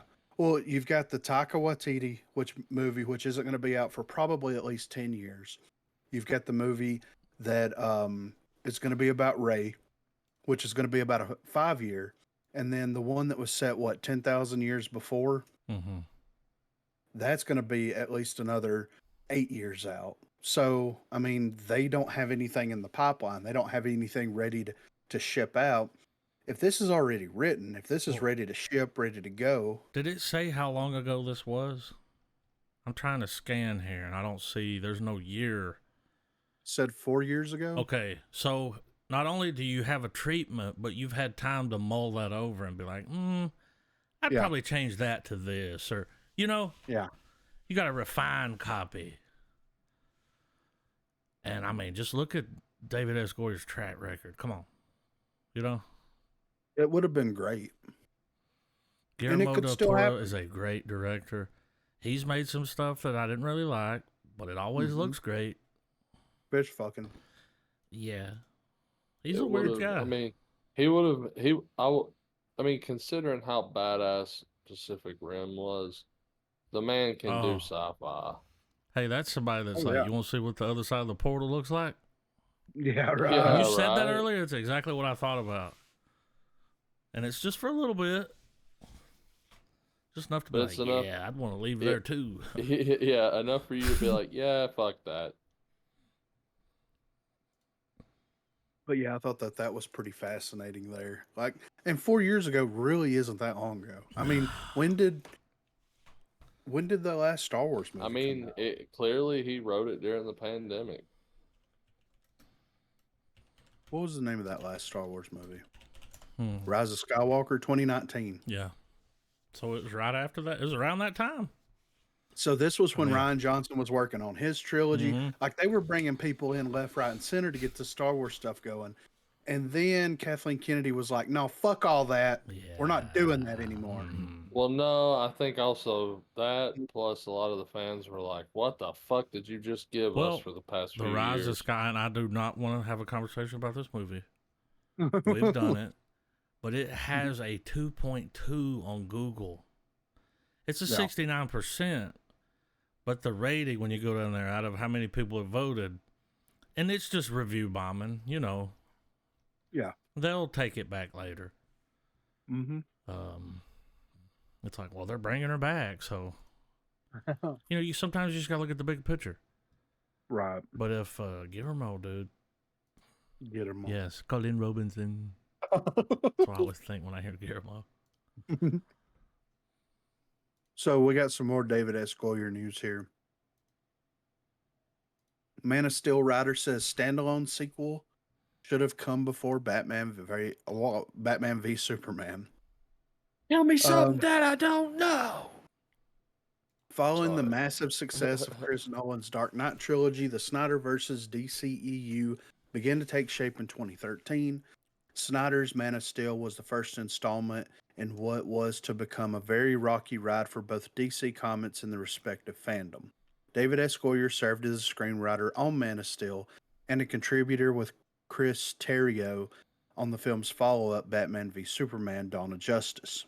On his appearance on the Happy Sad Confused podcast, Goyer revealed that he believes there should have been a direct Superman sequel to Man of Steel before Batman v Superman. This is what he said. This is a quote from Goyer. Yeah, I think so. And I just think I know the pressure that we were getting from Warner Brothers, which is we need our MCU. And I was one of the people that was saying, whoa, let's not run before we walk. Like, hold on. They, Marvel, were very methodical in how they built it. We just can't jump into all these things. But the other thing that was really difficult at the time is there was this revolving door of executives with both Warner Brothers and DC. It felt like every 18 months someone new would come in and someone new would come in and someone new would come in. And we were just getting whiplash. And every new person that would come in was like, we're going to go bigger. No one actually helped Goyer develop the story for Man of Steel, but Snyder's movie never matched the financial success of either The Dark Knight or The Dark Knight Rises. Both made over $1 billion each at the worldwide box office, while the first appearance of Henry Cavill Superman only managed $668 million. Meanwhile, Batman v Superman took in $873 million globally. It's fascinating, right? Where you've got Warner Brothers that's like, we need an Avengers movie right now. And Goyer's like, let's take a step back. Let's develop these characters. Let's develop this story, this arc. No. You're not understanding me. We want an Avengers movie right now. Right now. Well, yeah, for sure. And what's crazy is now that we know with hindsight and all as far into the future as to the point where it made itself apparent in The Flash. What Snyder did was the exact opposite of Marvel, which I thought was a cool way of going about it. Marvel built up to the alien invasion, and everyone knew who each other was. We had 1 to 2 movies each of each character. All right, Avenger time. Let's get avenging. Well, what we got in the Snyder story was the Black Zero event where Superman's fighting Zod, and as the DC story is being told, we're clearly seeing that whole time all the heroes were doing shit. Yeah. Like the Justice League was formed and doing things, they just weren't aware of each other. Yeah. Flash was saving people. Bruce Wayne was saving people. Superman was, well, beating the fuck out of Zod. I Yeah. mean, his day one on the job as Superman. I'm sure if they had had the budget, we would have seen Aquaman and Wonder Woman doing shit. I mean, down there in the Indian Ocean, like you can't tell me the Atlanteans weren't like, what the fuck is shooting into the earth, you know? Yeah. Well, It like at the end of the day, it's just a case that Warner Brothers was absolutely impatient, like Goyer said, and just did not let the film make didn't let I mean, I know it's a meme right now, but they should have just let the man cook. yeah. Well, and that's the thing too. The studio should have let that happen, but more so, the fans should have let that happen. Yes. I The mean, fans yeah. everybody is at fault here. I mean, Warner Mhm. Brothers wanted their, superhero ensemble so bad they couldn't stand it. Goyer and Snyder found a way to make that work. And the studio rushed them through this whole process. And then on the backside of that, they're like, fuck you, you're out. We're bringing Joss Whedon in here. He's going to recut and reshoot your movie, and we're going to release that. Fuck you, Zack Snyder. We're still gonna put your fucking name on it so Whedon doesn't get the blowback from it. Yeah, exactly. Oh, and while we're at it, we're going to tarnish your fucking legacy as a filmmaker, and we're going to create this hostile environment where people fucking hate you. Cool. Like Warner Brothers, all I'm saying, and I know that we've talked about this a lot, and we've came off like Zack Snyder fanboys. There are things that Zack Snyder's put out that I wasn't necessarily super thrilled with. But I will say, just like Guillermo del Toro we just talked about with the fish fucking movie, there's things that come out that every director releases that you may not be such a fan of. Yeah, They formed a fucking jihad against this they motherfucker. did. People wanted to kill Zack Snyder They for did. what he did with fucking Batman v Superman when the studio fucked it up And they and were then like, the audience flipped the fuck out they were because like, we if you didn't. let him make another movie, I'll put a jihad on you. Yeah. And then now we get Well, and Flash. because and now because of that outrage during Batman versus Superman, that's why the Flash ended up like it did. Yeah. Which, knowing that Reverse Flash was going to be the overarching big bad villain the whole time, would have completely redeemed that movie. Mm-hmm. Um, I don't know what the fuck to say about Aquaman. It's doing its own fucking thing. Yeah. Shazam, they would have found a way to bring it in. Black Adam wouldn't have been this over pumped up marketed movie that ultimately had good moments but wasn't what it was going to be. Yeah. I mean, And I've already watched Blue Beetle, and it's one of those things it's one of those things where the message of the movie is good, but the fact that it's in that in between space, mm-hmm. it's gonna go the way it's not. I'm hoping it has some sort of revitalization on streaming services because it's not the greatest fucking movie ever, but when it goes off, you're like, DC made a good movie and no one went and watched it. Right. The one time. Yeah. Well, and to be fair, if it wasn't for DC and Warner Brothers fucking up as bad as they did, and them bringing Zaslav in there and him being like, no, we're going to do this DC universe thing and this live action stuff right. I'm going to hire people to run this stuff. We wouldn't get James Gunn and Peter Safran as basically the Kevin Feige of the DC. Now, they haven't put anything out yet, so that is to be determined. But at least Zaslav is smart enough to be like, we see what Marvel's doing over there, and we're going to do that over here. We're going to bring these people in here. We're going to let them write stories and make movies that feels right, that's coming out, that's It's going to be developed appropriately, hopefully. I'm It's not not going to be a as rushed They got a mess. vision I, now.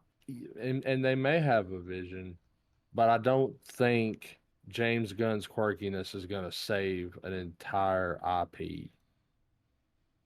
Well, I mean, that's Because true. because what he's essentially doing is exactly what they were telling Goyer to do, and we saw where that got us.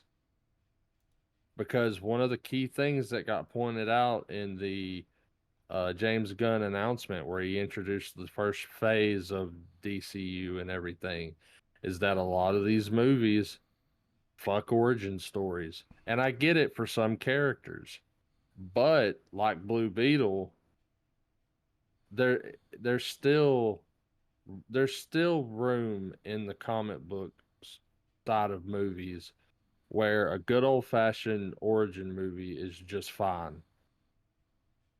Yeah, I mean, Where main character gets his abilities, doesn't know what the fuck to do the first half of the film. His Mom enemy is dies, then he's yeah, got to fucking step up. well, his enemy is the same thing he is, just evil. yeah. Well, Like, and I don't think that. I mean, and I could be wrong about this, but I don't think that James Gunn is fully like, fuck the origin story. I well, mean, but like that's the thing. They're saying that the world's already going to be established. right. So we're going to introduce all these characters that have years and years of books and various communities of fans that are going to get these movies where kind of like with the Flash. Okay, he goes back in time to save his mom. All right. Why is his mom dead in the first place? Mhm. To be determined. Yeah. Or like and my thing too is an announcement too is like the authority. They're already just going to be fucking there. We're already going to have like there's going to be these time gaps where better stories than what we might be getting could have been told. Maybe Yeah, he's but banking on that most people that'll be watching that already know. Like I And don't, I mean, but maybe you do. yeah, but also you have to think about it this way though. It's like if he establishes like, okay, let's take Peacemaker for example. I think that He that's a got the good spinoff. jumping off point. I think that Peacemaker came out in a Suicide Squad reboot slash remake slash sequel thing that they did. And the character was so popular that they spun it off Yep. and they managed to tell Peacemaker's origin story without telling us Peacemaker's origin story. yeah, And I but being able to have a consistent level of exposition, that's a hard thing to pull off without becoming boring or becoming very tropey. Right. And I get that. So and I think that like Gunn's expectations, because like he's not writing everything for DC. So Yeah. therefore, like him saying that he's not going to tackle the origin story doesn't mean that other filmmakers and writers that are going to be coming into it aren't going to tackle the origin stories. But I think the idea for him is like, let's have the world already established and let's bring characters into the world and let like if we bring a team of characters into the world and there's a character that kind of stands out, then we can dive a little bit deeper. Like Ratcatcher got an origin story in the Suicide Squad movie. We saw enough with Ratcatcher 2 Yeah. with her father and all this weird fucked up stuff. King Shark, we got no fucking origin. He's just a walking fucking shark. But we don't need an origin story for a walking shark. Yeah. You I know, know like where Of that course. came from, though. And yeah, and I see and I get what you're saying. And by no means am I saying that everything's just gonna suck because James Gunn's behind it. I'm not necessarily saying that either. But what I do, I'm not as optimistic as some people are. But at the same time, You'll give him a I know chance. that I know we're gonna get some good movies. Well, at Mhm. least I now we hope. have someone that's kind of in the vein, that's in that universe. Like before, it was just some executive that was like, "That didn't make enough money. Yeah. Don't make no more of that." People Yeah. complained. He's like, "Nah, fuck that. at least he's gonna follow through. Yeah. Now, I know that there's stuff's come out that's been changed, and that ain't his fault. They're going down another path. I mean, you're coming in and trying to clean up a mess. Yeah. Yeah.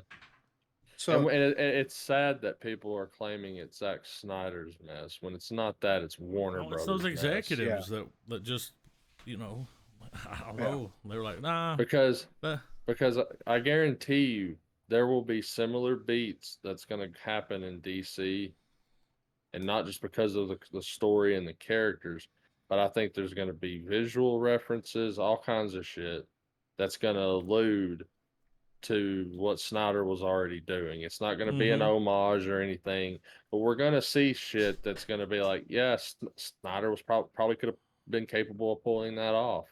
Yeah. And they gave us I'm- the Snyder cut. That was a peace offering. It's like, okay, Yeah. we're going to try to do better. yeah. Here, we'll let Don't you fu- watch the original yeah. cut. Yeah. Dinner So, finally. one is salvaged a little bit, but Yeah. like, you know, Hope don't y'all come back next week. We'll make Texas toast. Yeah.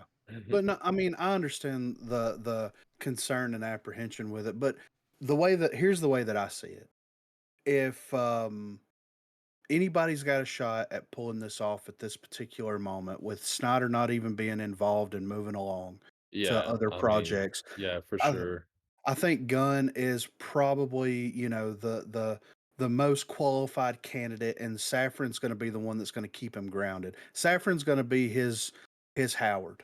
You know what I mean? Yeah. His no man, like, because Yeah.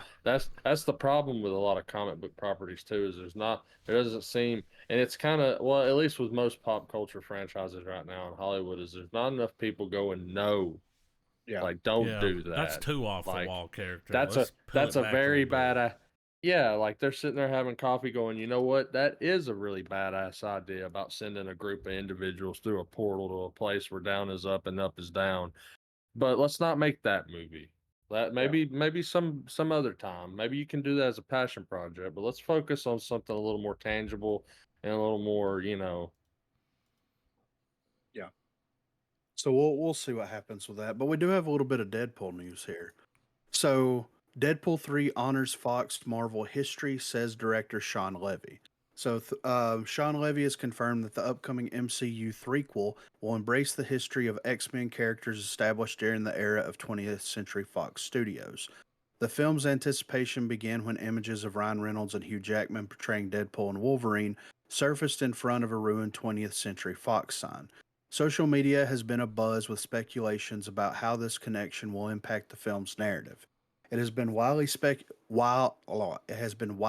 speculated that it will take the duo on a multiverse road trip as they aim to escape the crumbling Fox X-Men universe and find their way into the MCU, with on-set photos seemingly confirming this direction. In a recent interview with Total Film magazine, Levy made it clear that the film would not brush aside the Fox legacy, acknowledging its profound influence on the MCU's development. Moreover, he underscored how Fox's involvement had played a pivotal role in shaping the careers of Ryan Reynolds, Hugh Jackman, and himself. Deadpool and Wolverine are iconic Marvel characters, more specifically, iconic Marvel of the Fox era characters. We're not going to pretend, oh, we snap our fingers and suddenly that Fox legacy doesn't exist, and it shaped a lot of what we now know as the MCU. Fox also shaped Ryan's career, Hugh's career, and my career. So there's a lot of history there, and there's a lot of Marvel history at Fox, and certainly that's a part of our storytelling. Levy was given fans a glimpse. Has given fans a glimpse into what they can expect from Deadpool 3, describing it as a raw and audacious R-rated movie. Drawing comparisons. I was just saying, I think, honestly, from the screenshots and from what you've read so far, I genuinely think we're going to get what you were hoping for, or at least a loose adaptation of it. Like, I think it's going to be Deadpool kills the Marvel universe, but it's the Fox Marvel universe. It's Yeah, going to be right. it's going to kind of be a on the nose kind of joke. Like, they're dying inadvertently because of Deadpool. Yeah. Yeah. I think that he's going to break it, and I think that that's when I think that it's going to be, this universe that spiraled out, and the TVA is going to show up because we do know that Owen Wilson will be involved, and I think that maybe Deadpool, like them destroying that Fox universe as they're trying to escape that destruction by jumping around to these various time points in the Fox, the grand scheme of Fox and everything. Or But like, he's or it would be that would be a really cool way to revamp the threat of Kang as like a mid-credit sequence, letting you know that what was destroying the universe wasn't Deadpool and Wolverine being out of time. It was Kang destroying that universe. right, yeah, that would be yeah. What's funny here is he said drawing comparisons between Deadpool's entry into the MCU and iconic buddy film comedies from the 80s. He emphasized the desire for the film to feel grounded and real. In his view, it takes inspiration from films such as Midnight Run, 48 Hours, and Planes, Trains, and Automobiles. This is going to be such a crazy fucking time, dude. You're I'm gonna so have down for Wolverine, that. the straight guy. Well, Yeah.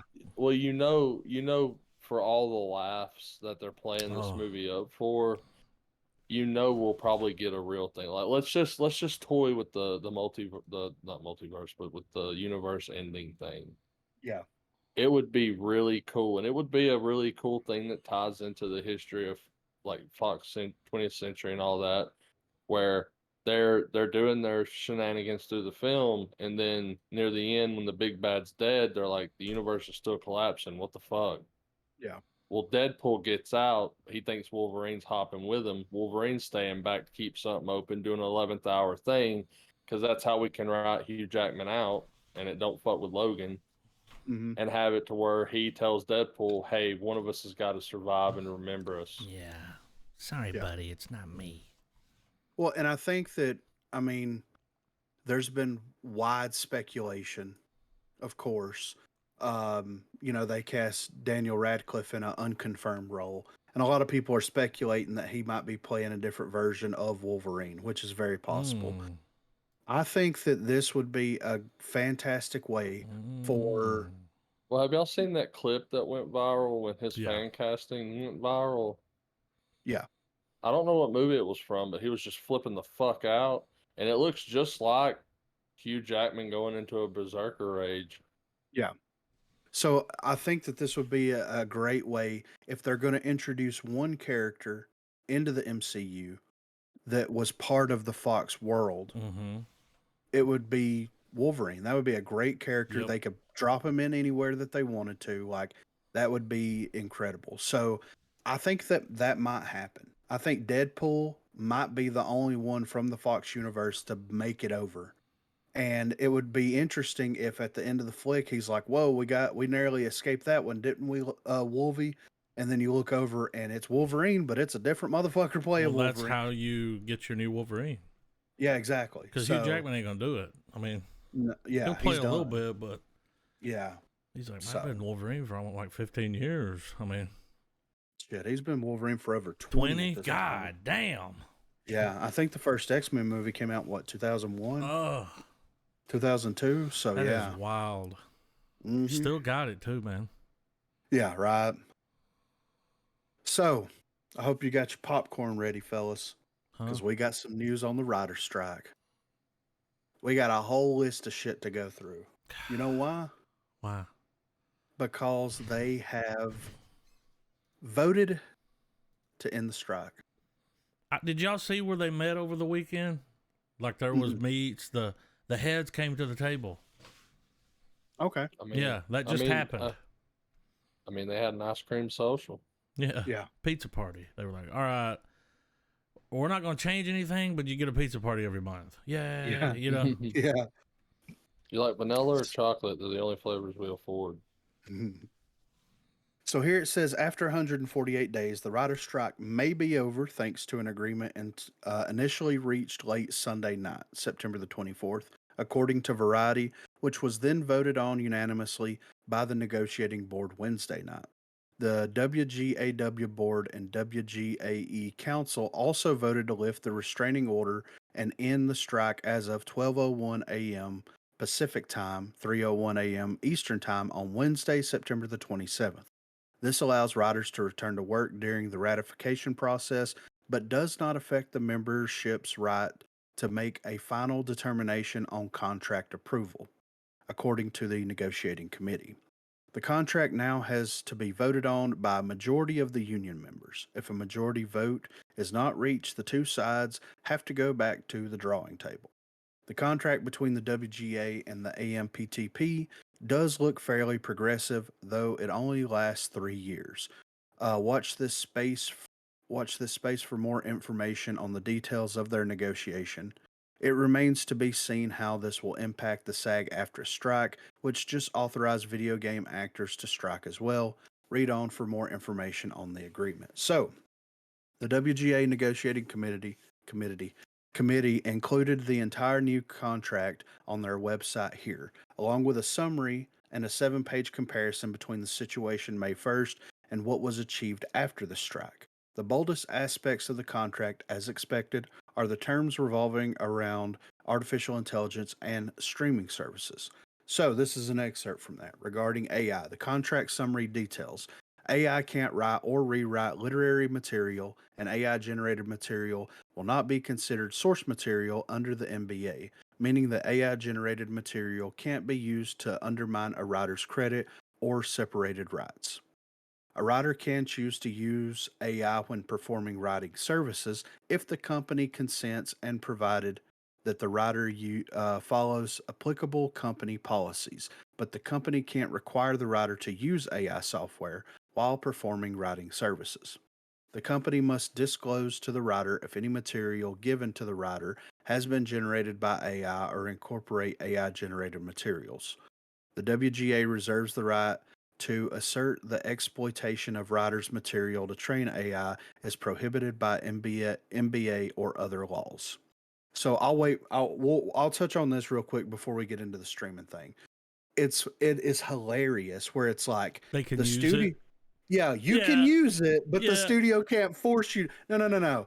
Fuck the AI. This is me as a studio head.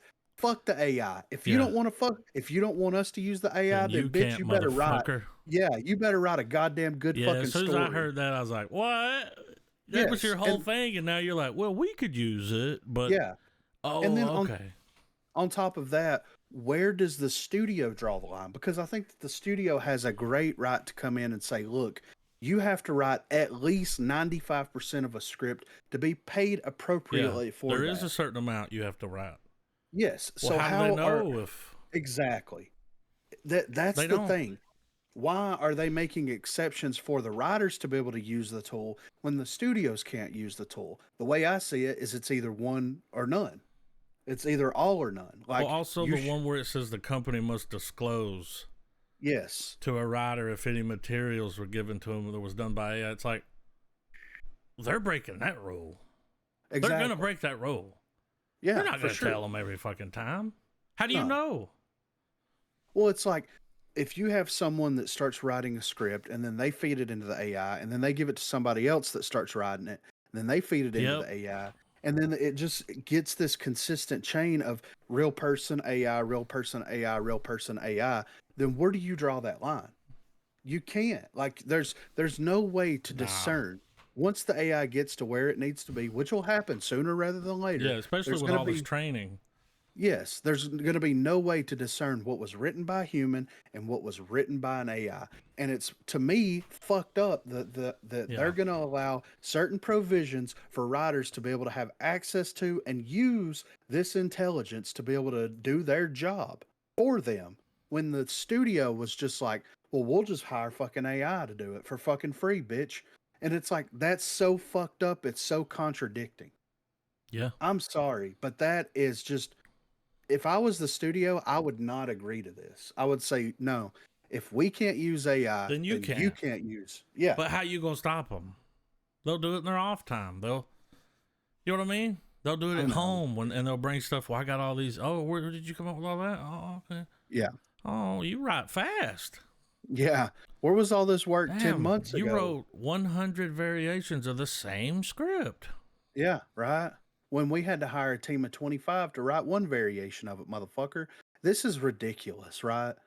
Like this isn't workers' rights at this point. This is see who can fuck who can fuck the It was other person blackmail. better. Yeah, I it mean, is.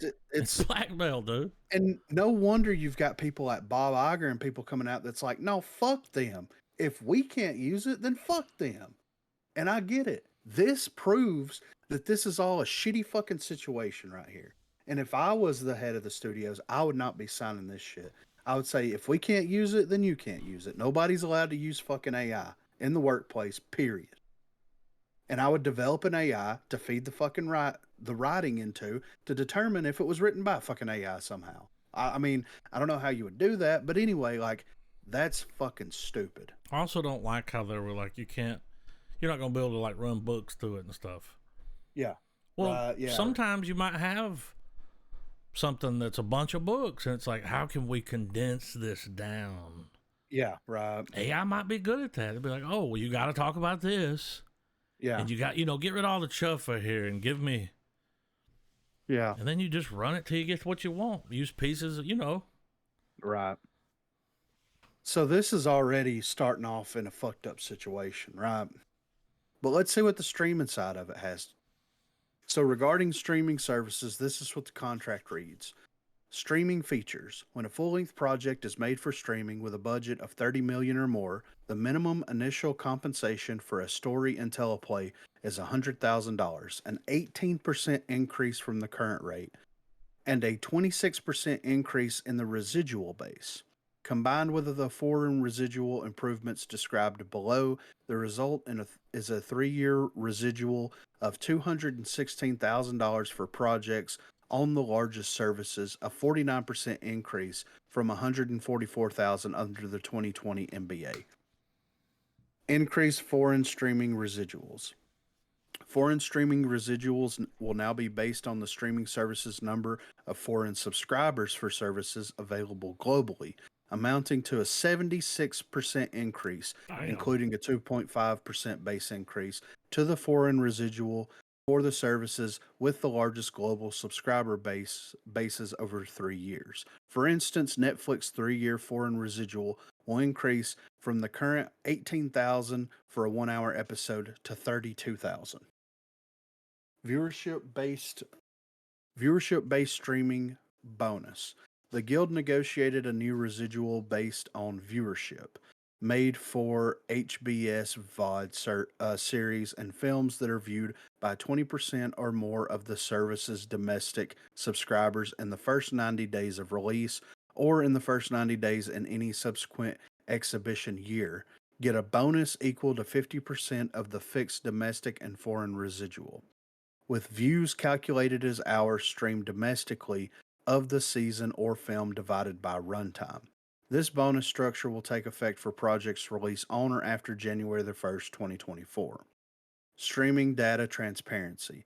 The companies agree to provide the Guild, subject to a confidentiality agreement, the total number of hours streamed both domestically and internationally and of self-produced high-budget streaming programs. For example, I love how they made a point to say that will not be made public knowledge. Yeah. For example, a Netflix original series. The Guild may share information with the membership in aggregated form. Additionally, all staff writers for television series will receive automatic pay increases. So weekly pay increases. The minimum weekly rates for staff writers and Article 14 writers, story editors, executive story editors, etc., will increase by the overall minimum increases, 5%, 4%, 3.5%. The increase for staff writers go into effect immediately, and those for story editors, executive story editors go into effect the Sunday after ratification. Writer-producer weekly rates. There will be new writer-producer tier, co-producer level and above, that has a higher minimum weekly rate, amounting to a 9.5% premium over the story editor, executive story editor rate. These rates will go into effect for new seasons that start 60 days after the ratification. So with, the staff writers. What? Price increase. Oh, yeah, for sure. Netflix is going up. Everything's going up. Yeah, exactly. That's what they'll do. They pass it to you. It don't hurt them. Yeah. So this is the McDonald's situation all over again. We're gonna pay $15 to have some dumbass kid fucking make a Big Mac and we're going to have to pay 18 fucking dollars for a Big Mac. This is the same thing that's happening there, right? The staff writer stuff and the writer producer weekly rates they're tracking at the same pay rate increase that most salary jobs do get. 9.5% is on the high side of it, but 5%, 3 to 5% is about the standard for year over year income increase, right? Mhm. So that's about the same. But the residuals from streaming 76% increase. this is insane. Now I get it. Like the whole viewership based streaming bonus. Like, first of all, you're gonna get 26% increase. So like the base pay for something that was 30 million or more Mhm. was $100,000, and an 18% increase from the current rate and 26% increase in the residual base. Combined with the foreign residual improvements described below, this results in a 3-year residual of $216,000 for projects on the largest services, a 49% increase from $144,000.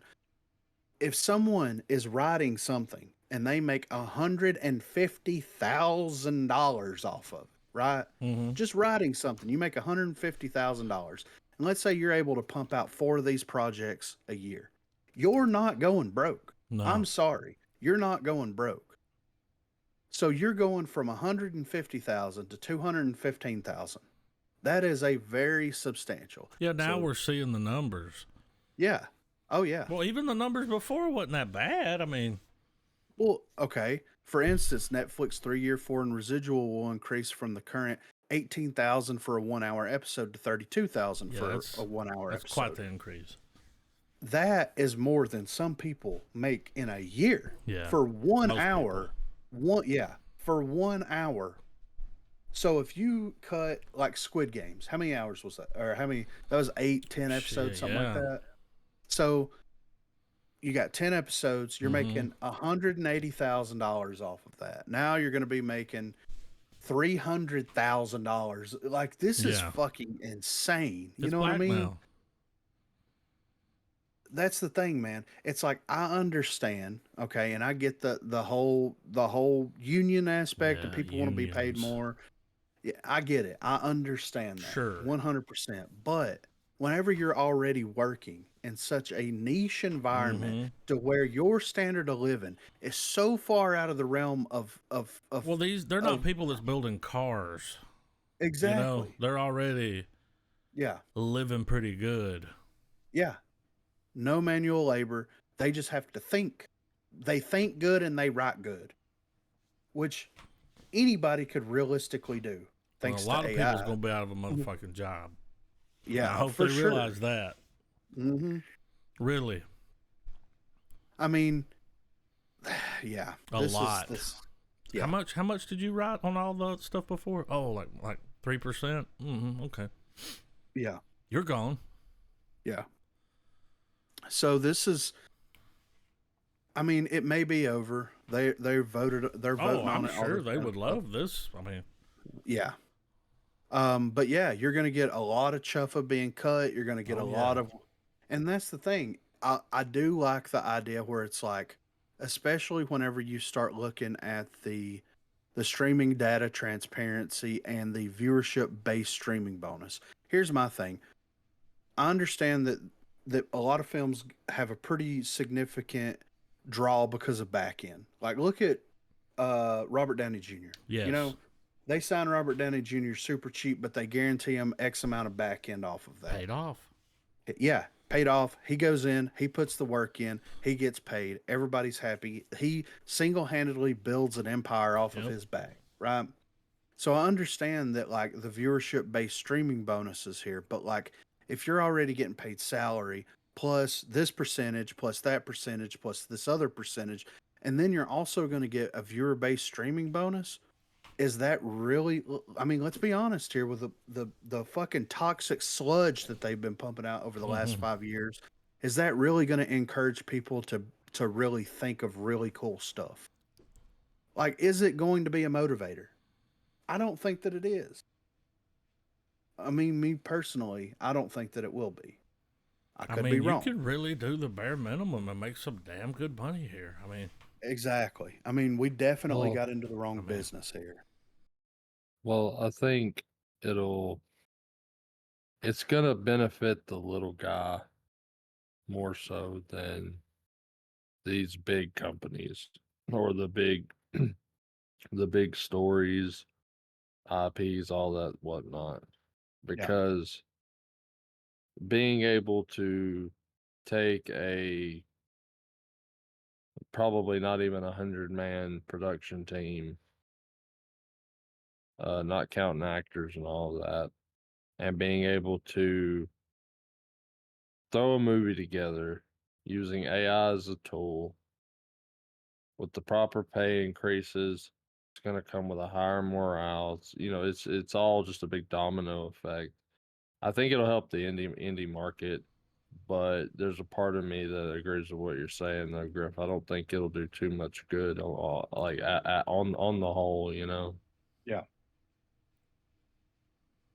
It's very, and with the fact that they're just pumping as much content, or at least that they were pumping out as much content as they were, and the fact that studios are going in and they're cutting the chuffa, they're removing stuff off of streaming services, and that's the thing too. Like they're giving them a 90-day window here. You got 90 days. Whatever the viewership on this 90-day window is, that's what you get. Anything after that, we can do whatever we want to with it. Which I think I think it I might be think too that's fair. much. Yeah. Yeah. I mean, I would say 60 days, but like, Yeah. I mean, I get it. 90 But at days. least you there's a get 3 months. cutoff. Exactly. Right. So And they want we it can- like, okay, you'll make all the money off the hype or something. yes. Yeah. Cool. So I do expect to see, I think, what's the current rate for Netflix right now? 12? Is it 11.99? Something like that. Oh, Yeah. they've already started. Some services have already announced price hikes. Like I think Hulu's going up in Well, price. I would say expect this, and Um, Netflix is about to drop one. I almost dropped the trailer, but I didn't. But they're going to do a reality Squid Games. Yes. You're going to start seeing a lot more reality TV Yeah. Oh, yeah. because you really don't have writers. No. And reality TV is very cheap to make. Yep. Yeah. They're going to start doing So- it. Yep. So, I mean, I understand what you're trying to do, Hollywood, but I think that you shot yourself in the foot long term with these decisions because, I mean, you've got people that are subscribed to, let's say, 5 different streaming services, right? Well, once those prices for those streaming services get up to $20 a month, And then people have already been making cuts. yeah, I've oh let yeah, some of mine go. I'm like, Yeah. Yeah. And this stuff's getting cut. yeah, as far as the AI stuff, man, I think on the one side, I don't think AI is going to pump out something in like a comedy or a rom-com or any of that kind of stuff. Stuff that doesn't require spectacle things. hmm I don't think AI is going to be that detrimental to that because those genres are already suffering in the box office. So I feel like it might help. Once again, it's tied to the indie market. It's going to take new people utilizing it in the right way, like using AI as a seasoning instead of the fucking core ingredient. Because I feel like using AI for stuff like, I mean, as much as I like the Flash movie, the AI stuff is fucking stupid.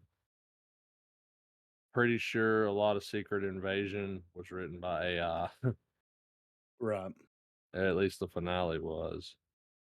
Yeah. I think it's harder. It would be harder. It would be harder to have an AI story done right now with what we have or what's available. Uh, I feel like it would be easy for people to be like, that was AI. Because I mean, we've even had moments like that in certain things that we've watched where we picked out where either you or Adam or me would have been like, yeah, pretty sure that was AI written or AI done or whatever. right, And you're right, it will get more, it will get increasingly more difficult to discern the two. originality and computer generated. Well, But you don't want to let something write out the whole thing. You just want to no, go in there and be like, give me 20 words that rhyme with this, and it will. Yeah. or And for as many instance, times as you if hit that button, it'll keep giving them to you. and think Stuff about like it this that. way, yeah, and think about it this way too. Pepper. While with because the one thing that's not going to let up in any of this is obviously the studio's sense of time and their perception of it, and like gotta have it now, Yeah. Say there's an IP they want to put a movie on, well, and they put some young new filmmaker out there that they're like, hey, adapt this book, and it's like, okay, no problem. And they look at the book and it's like, I don't know, 1,000+ pages. Get on AI and say, explain to me this book in under, Yeah, give me like a 10-minute summary. yeah. And it would be good for a crash course to make that director be able to go, okay, do I want to tackle this project? Or do I want to move it along and let someone who actually gives a shit, instead of like putting IPs in the hands of good filmmakers and banking on their good old up from the bootstraps, filmmaker mentality to just put out something good, and instead instead leave the more ambitious projects, let them be done by people that can turn them into passion projects. Because I know that when it comes to passion projects, you can become very self-indulgent. And that's why a lot of times we don't get people being like, hey, I've been a fan of this my whole fucking life, and now I get to make the movie. You never really hear that a whole lot. Because if you're given that, you're gonna make what you want, what you've been seeing since you were a kid in your head. And that's Mhm. not always as good as it sounds. Yeah. Well, I And mean, you know, I mean, there's a lot of it does seem like the whole strike was kind of pointless, because it yeah. seems like it seems like everything's just going to be business as usual, just everything across the board number wise is just going to go up. Yeah. Absolutely. Pay you more, charge the people more. It all comes full circle. It's just inflation on a like on the whole medium. Yeah. So I'm sure that we'll get a follow up to this to see if there's any changes or provisions, anything like that. But Oh, it's they're just gonna agree. well, I mean, the writers are going to agree, but are the studios going to, is that's the biggest question. And the studios might be like, look, and that's the thing. That's what people aren't taking into consideration. It's what we've talked about. It's like you do realize that like if we bump the pay up X amount and we have to Mm-hmm. increase the price X amount because we're not going to take a loss on it. No. Don't get me fucking wrong. We're not going to take a loss. There's going to be less projects being made, which means less wealth being spread Yep. around. Let's We're going to have work. to increase prices on things. That means that your subscriber base is going to start to shrink because of those price increases. That means that people that want to work and that are good at their job are not going to be able to perform because they're not going to have anything to work on. Yeah. So, I mean, Well, and it also it comes back to it as well, because how long did this strike? Well, if Oh, we're it's been. considering this the end, how long have they It's been they're on strike? coming. They're trying to end it. Since the middle of the summer, right? I think was it March? It's been going on for a while. I mean, at one time it was 3 months, and that was maybe So, 4 months. Yeah, so 146 days. Yep. Well, dude, when So- they increase that price, less people will subscribe to Netflix or whatever. It will get less views, the thing that they Mhm. fought to get them more money for. They're not going to make the money they think they're going to make. No. It's Well- almost like, well- and they'll agree to that. They're like, oh, okay, yeah, sure. well, you got We'll to see think how about that this, works out. and you got to think about this too. A lot of stuff that, like, say people at NBC and all the late night stuff, they all get back to work. Once again, I mean, if they've come back on, I haven't seen anything about it, and I think it still adds to my point. I haven't heard anyone go, man, really miss Late Night with Seth Meyers. Nobody misses it. Or, No one. hey, I miss Stephen Colbert And the whatnot. podcast they started, terrible. I mean, you Because they don't, and have that's the writers. thing. You just don't hear anything. They're not funny. Yeah, on top of all of that. And so what's going to happen to that viewer base that's went without them for so many months Well, they're already And trying to get have- rid of Jimmy Fallon. and have already found other shows trying to and cancel him. other For what? avenues to put their consumerism? He's toxic, they say, in the workplace. Well, he's a dick. Well, I mean, if they But here's the thing: it's like, oh, but all these years it was fine. Why all of a sudden now? No, dude, he's under some big ass contract, Yeah. and they want him gone. They're tired of paying him that money. They want him out. I think Well, I that's what mean, that is. but is Nobody the watching that viewership- shit. Yeah, but is the viewership ever going to return? No, that's I done. don't think it will. I think I think that I think late night has went the way of It's the over, dodo, dude. and You this has watch killed it. podcasts now. You watch Well, something why- when you want to watch it. What man? Why watch that shit for a recap when you can get on YouTube and Well, find that's the someone thing. who deals specifically in that content? Well, and Conan got out early. He just went ahead and left, and now he does his podcast on YouTube. Oh, whenever Perfect. that went down with him, he saw the smoke before the fire, dude. And this was before AI was even a His fucking podcast is great. situation, you know. Like, remember back in the day, he'd have somebody on there. They talk for a little bit, 10 minutes maybe not even. Yeah. It's an hour. It's way better, long form. Right. You don't get to know anything about someone 5 minutes. Like, he's a good listener, and Yeah. it's great. That's his. It's just like watching Conan. But they have the whole hour to talk to fucking Paul Giamatti, Paul. Giamatti. Giamatti. It's great. Yeah, I don't think that they're fully thinking this entire situation through. And you're going to see, I mean, think about it. Look at all the stuff that has been produced on just strictly for streaming services and released strictly through streaming services over the past 5 to 10 years. Way That more was than an TV. Well, and that was an opportunity. Like, think about it. You either get cast a ride on some type of sitcom, or you take an opportunity and you try to get something into that streaming sphere. Now, you get something into that streaming sphere, does very well. That person starts to gain a little momentum. Same thing with filmmakers, and then that kind of dovetails them off into other opportunities. Now, you're not going to have them taking the chances like they did before.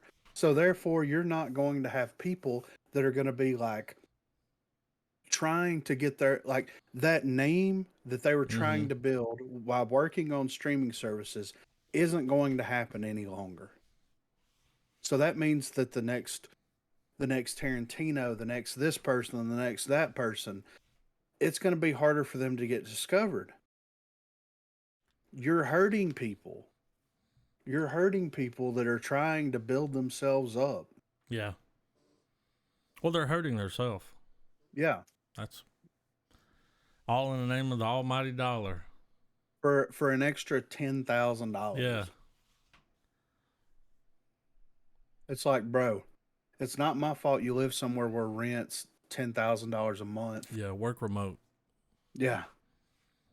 10,000. Yeah. Shit. That'd be a sketchy neighborhood there. Yeah, I know, right? But you know what I mean, though. Don't make me started about New York. Like, the cost of living in New York, dude, and like thousands of dollars for just a room Yeah. with a bed in it. And you have to use a toilet that everybody else uses, And it's like, why would you live there? Yeah, right. That's not healthy to live in that kind of. No. Just so many people spread out, man. That's why there's more land here. Yep. So I dropped this trailer in here. This Hip? hippopotamus You trailer. pulp? Yeah. And the reason why is because I stumbled across TikTok video where this dude was like, I just watched this fucking horror movie and I haven't quit thinking about it for 3 days. And I gotta it check is that like, out. yeah. And, you know, he's like, I don't want to spoil anything, but here's kind of the synopsis of the movie. And you get this from the trailer and everything. So I watched the trailer and I was like, this is like right up my alley. Whatever the fuck is happening here, because I don't know exactly what's happening here, is like perfectly up my alley. And I'm very interested in checking this movie out. Hell yeah. It's low budget, a little low budget, but it works Got though. heart. Oh, it's got heart, All right, but you I'm ready? ready. Oh yeah. You ready, Trev? Yeah. 3, 2, 1, play.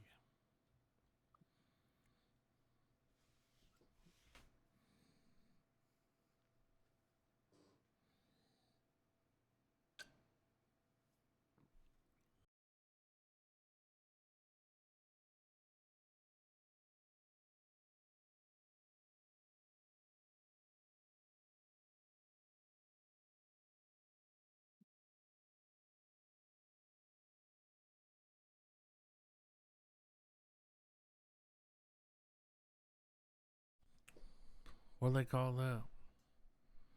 Stockholm syndrome. That's it.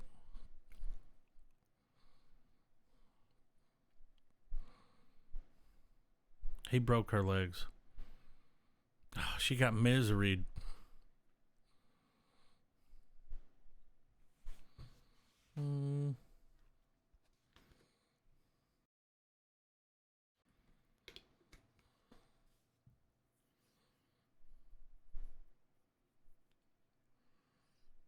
Oh.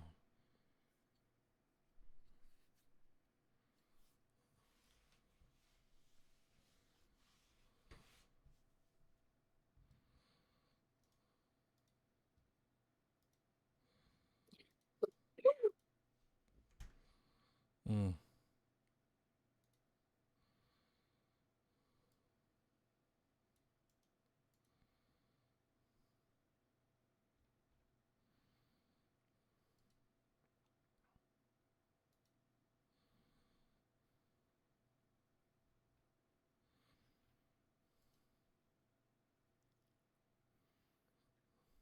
Mm-hmm.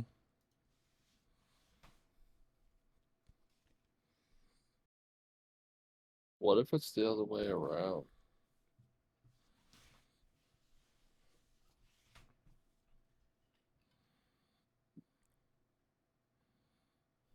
I don't know, but I like the rawness of that. Yeah. So one thing that this guy said, which he didn't really spoil anything, didn't go too much into spoilers or anything, but one thing the trailer doesn't tell you that he kind of there was another thing that I was like, apparently every day she wakes up, it's like 50 first dates. He has to explain who she is. Yes, she doesn't know who Mhm. she is, how she got there. Yeah, Interesting. yeah. So, I kind of but figured yeah, something was up when he was explaining your name's Ruby. It's like she yeah, don't know that. right.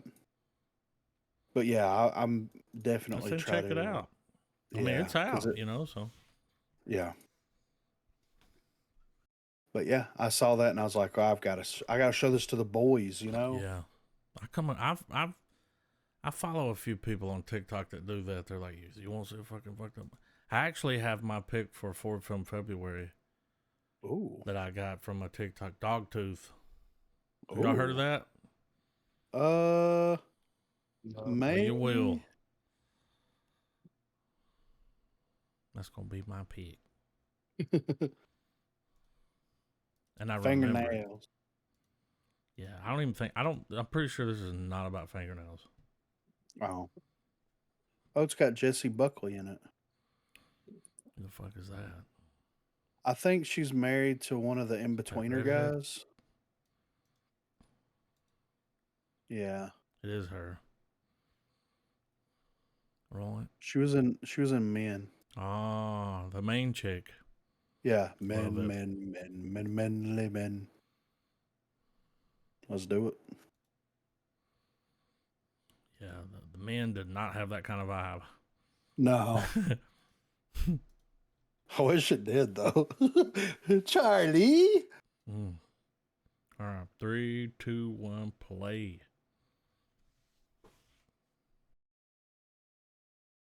Mm-hmm.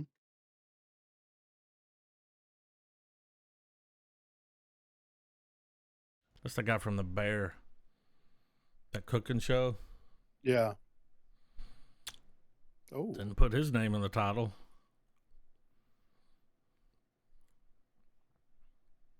That's a microwave.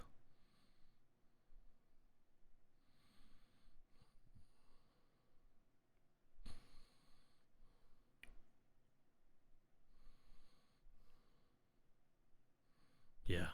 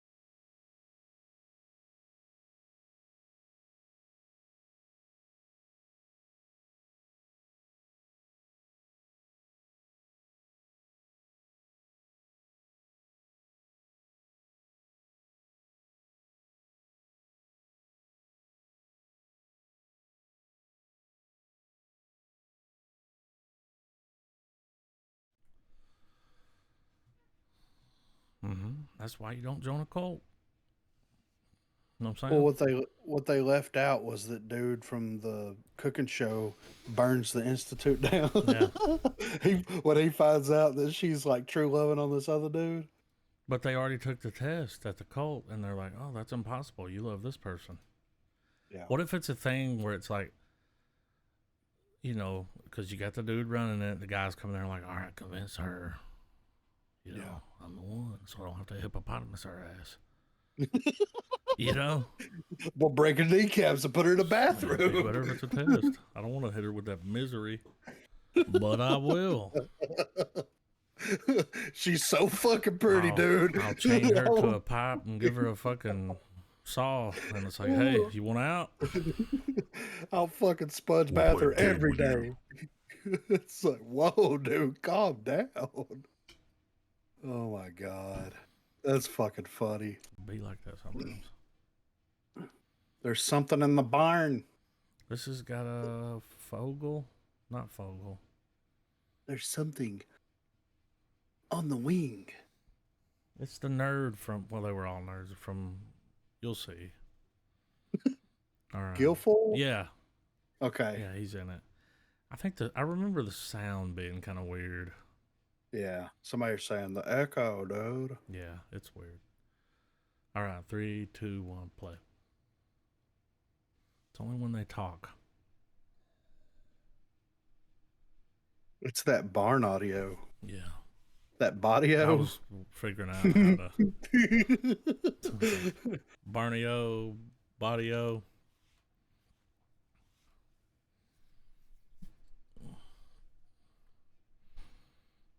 Yeah. It's like in a different frame rate or something. Mm. Mm-hmm. Yeah.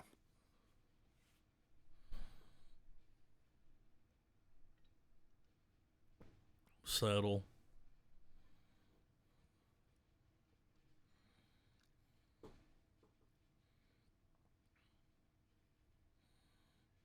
Oh God.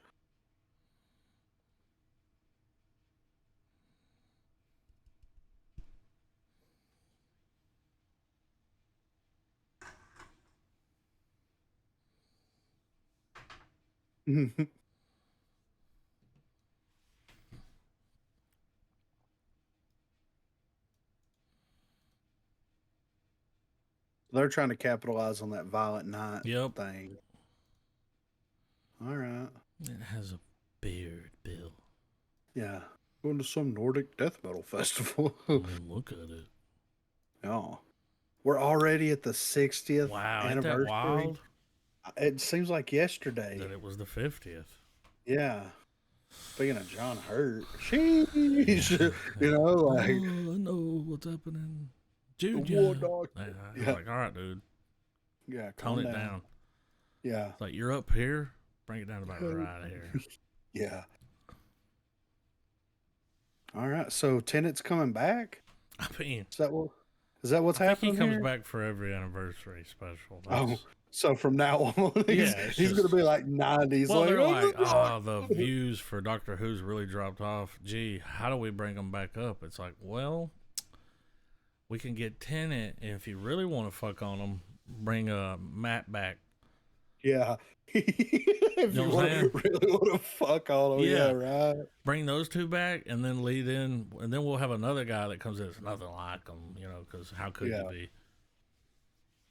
So have they, because the chick's done, right? Yeah, they've picked another person. So have they started releasing episodes with the Mm. new Doctor? I don't know. I don't think so. But I'm So- not current, man. I fell off during the. And I liked her. It wasn't her. Yeah. It was the Well- writing.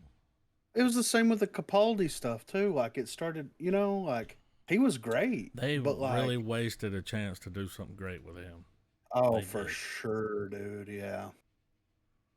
Why don't they just bring Tennant back? They are. No, I mean like just bring him back. He's the Doctor until further notice. I mean, you're never gonna recapture that excitement Mm-mm. of Tennant God. / Smith. Who? Those two, just bring them back together. It's called Two Doctors. Doctor Who. Two doctors, one cup. Yeah. She did 32 episodes. I mean, that's pretty good. That's respectable. Yeah. You know But who dude, they I picked to mean- do the next run, right? We'll talk about Maybe? it later. Like y'all- who they picked to ride it, or No, the next Doctor. oh yeah, They picked him. Yeah, him. Yeah. Uh, Oh I'm no! ready. Roll it back. Well, I I'm thought- joking. thought he was I think so. identified. Non-binary or something. Yeah, Mm. I don't know. He's like, I'm all the Anyway. doctors at the same time, you know. It's like I thought they were all the doctors at the same What's time. What? happening? Yeah, I'm ready. All right. 3, 2, 1, play. They're bringing Donna back Oh, too. yeah. Here it is. 60. Wow. Mm-hmm. Yeah. David Tennant. I can't believe they've chosen this story to follow up on. Yeah. The quality, though, right? Yeah. I mean, Tennant's an He executive hasn't aged a producer. day. I mean, he truly is the Doctor, you know? Somehow looks younger. That's cool.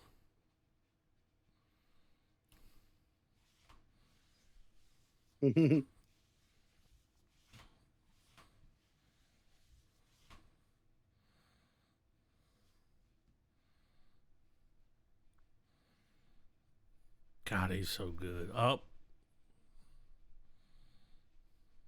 Look at him. This thing. Is that Neil Patrick Harris? It is. The Master. Oh, you're that far behind. Yeah. Oh. He's the Master. Like the Master? You know, Yeah. yeah. Unit. Ch-ch-ch-ch-ch-ch. I mean, dude, they're going all out. There's more action here than the last one. You know what I mean? Yeah. Oh, he's the puppet master now.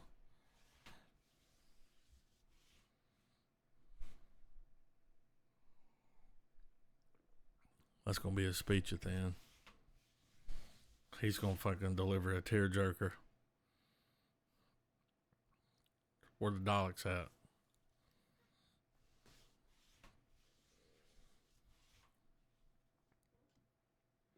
And that was 10 years ago. Yeah. No. Don't forget to click the link below to subscribe Wee to lad. the official Doctor Who YouTube channel. Can we call, speaking of David Tennant, can we call back to Ahsoka for a second and just take a minute to appreciate that whole thing before they go into the warp? Oh yeah. And he's about to tell one of the stories, and he begins the story like an opening crawl. Yeah, the robot. Yeah, dude. Yeah, that was cool. Dude, I could rewatch the first three of the restart, the first three Doctors Oh, just on repeat and be perfectly content with my life and never have that's to so watch. good. Yeah, I mean, Tenet was People complained about the I don't want to go. I thought it was intense. I don't want to talk I about it. loved it. Like, dude, when I'm still trying to process that. When that like, come don't out? get me wrong. Don't get me wrong. Matt Smith's regeneration was cool. He went all nuclear. He went off But, fish like, custard. But David Tennant's regeneration Yeah. almost damn near destroyed the fucking TARDIS, dude. Yeah. It was so much. It was just too much to handle. Even the TARDIS was like, no. You know. And I mean, dude, we even got like one of like, he went and he not only said goodbye to like the characters he met while we were along the journey with the 10th Doctor. He went as far back as to like deep cuts. Like his regeneration was way better than I thought people gave it credit for. Yeah. He'll always be my doctor, man. Yeah. For sure. That's for sure. Just bring him back. Just have two series going. They keep all the every 10 years. Well, he's like, thankfully, don't forget to subscribe. Now they've expanded to have those the seasons up to Matt Smith now are pretty cheap. Yeah. But I have the box set that has Eccleston and all of Tennant, and I'm content. Right. You're contented. I might grab the Smith box set eventually, but as far as new Doctor Who, I've got the seasons I feel are worth having.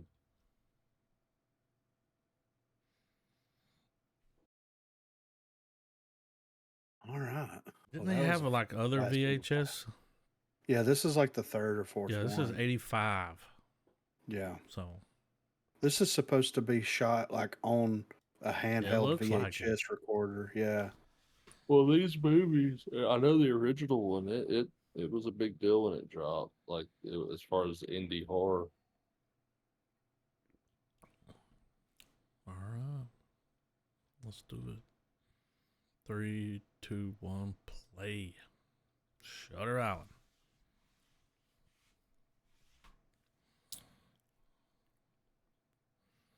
Yeah, there's not a filter out there that can replicate that. No.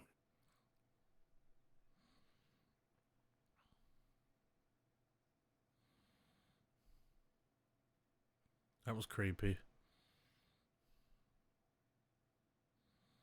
Damn.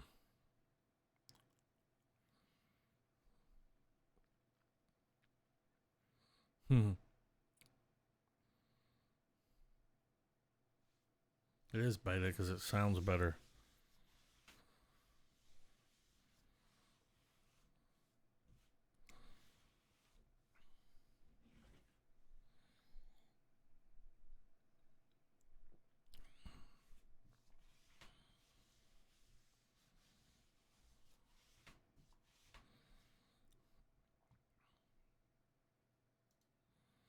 Yard sale. I rented it. It's called Faces of Death, you know?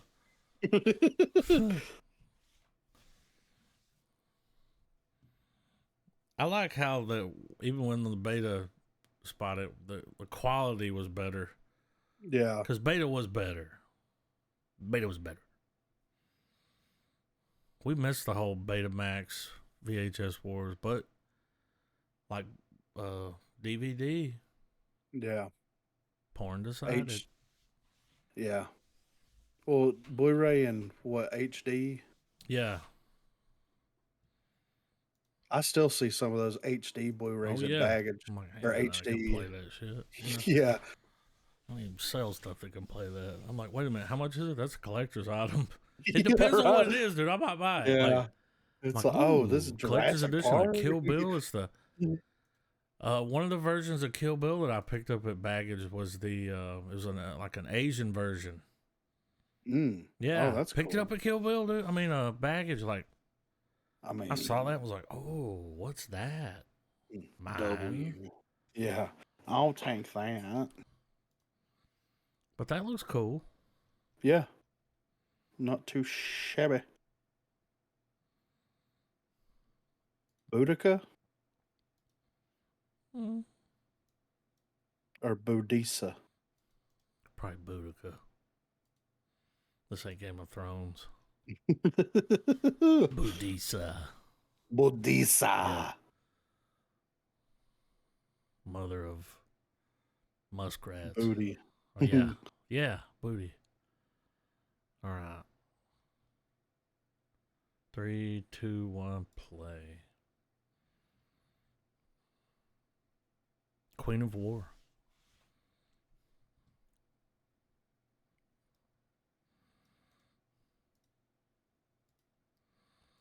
Mm-hmm.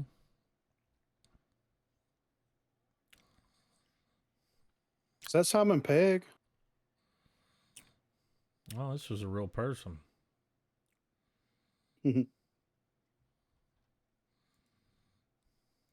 Yeah, Boudica.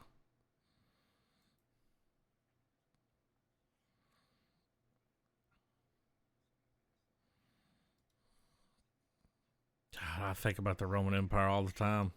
I know. I've seen those. Yeah, You said at it least to 2 or me. 3 times a day. I do think about it sometimes. Me too. That's weird. When I was watching that, I was like, that's strange. Maybe not as much as he does, but Mm. I want you to burn the runaway R on her Yeah. cheek. yeah.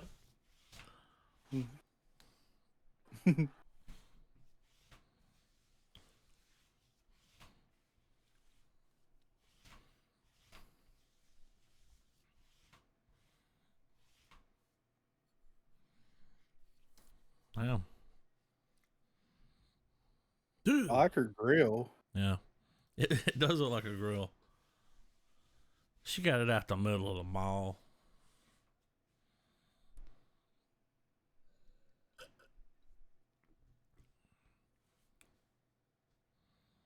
Mm-hmm.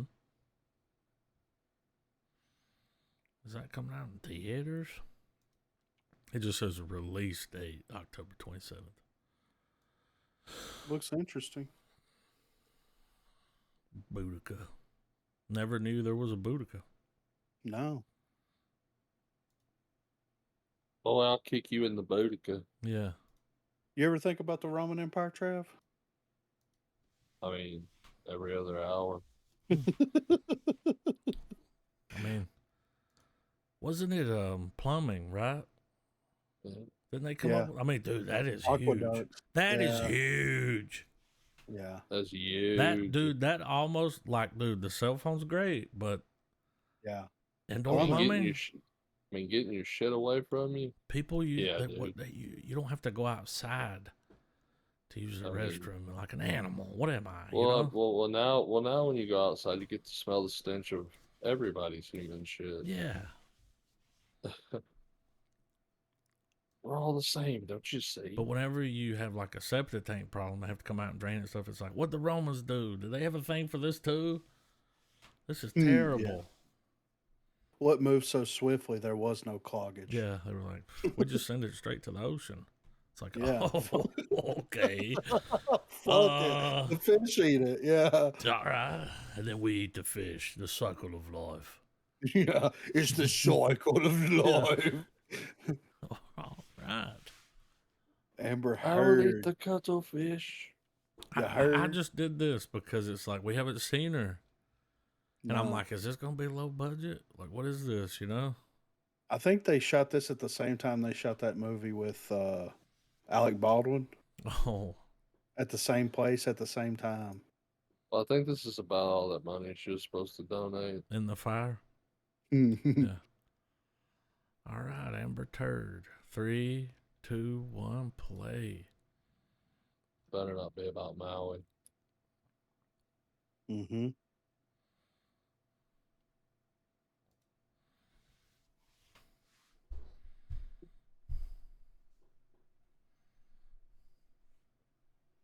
Damn.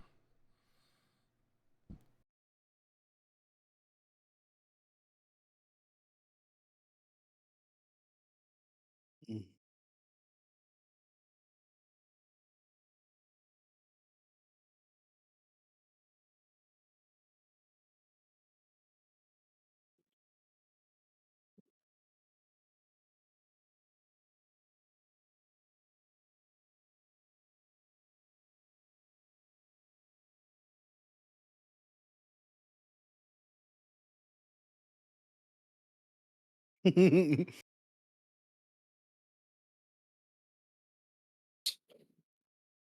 him a different eye contact. That'll make him look evil.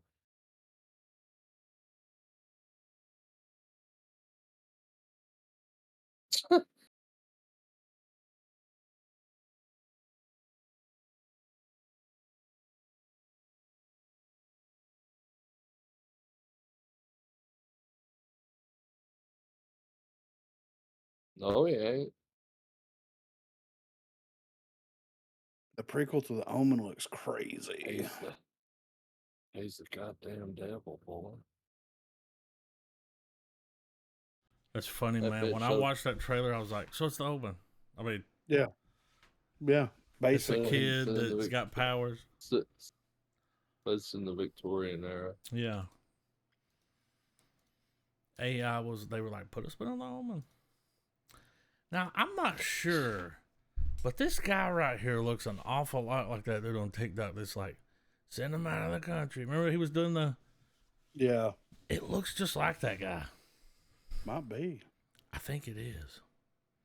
Blow him up. Ratio. Buzzword.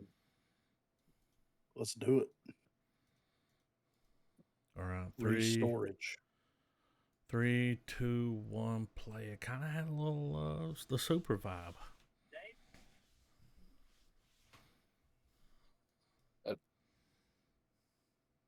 At 4:17, that's a little late in the day, man.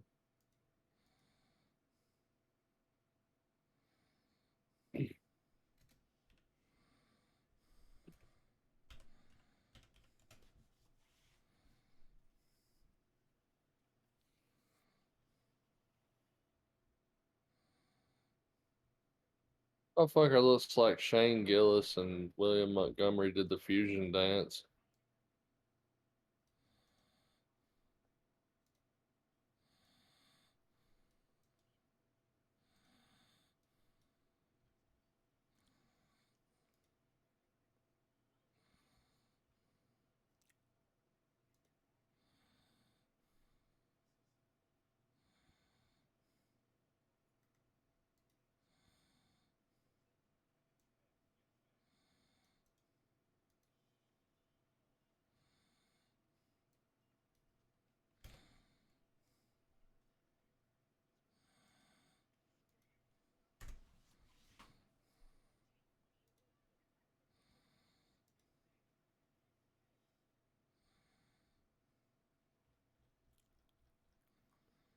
That's a cool idea.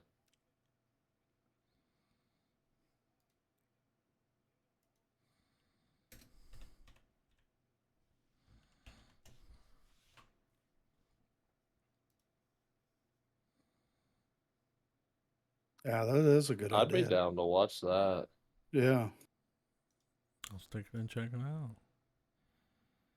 It gives me Primer vibes.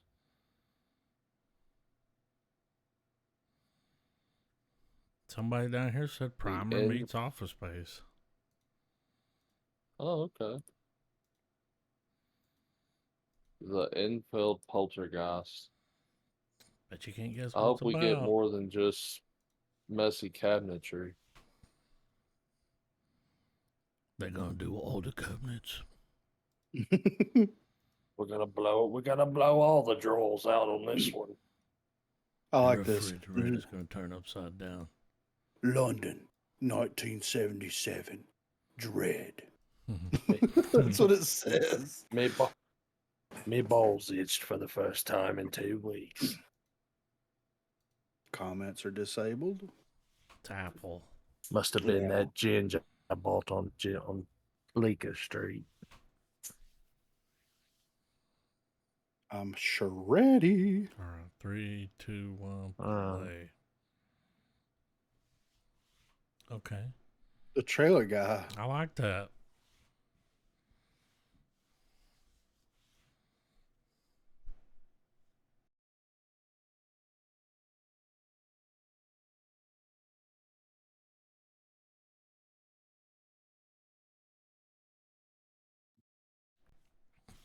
British Demon. It's a poltergeist, isn't it? A bit funny, isn't it?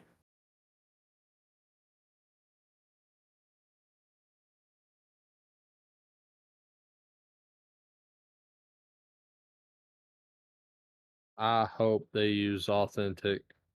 Yes.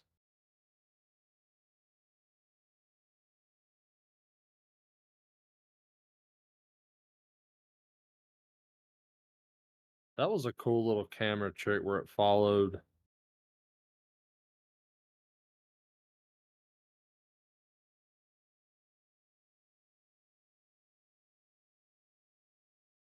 I mean, if an 11-year-old girl said that and sounded like that, I'd be like, we gotta go. I think that See, that. well, like,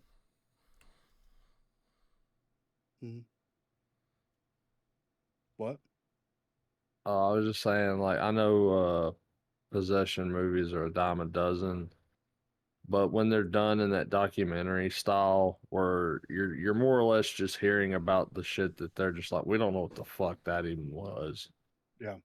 That's far more fascinating than just, yeah, it was totally the devil. The last one I saw done like that was like that Close Encounters of the Fourth Kind. Yeah. Yeah.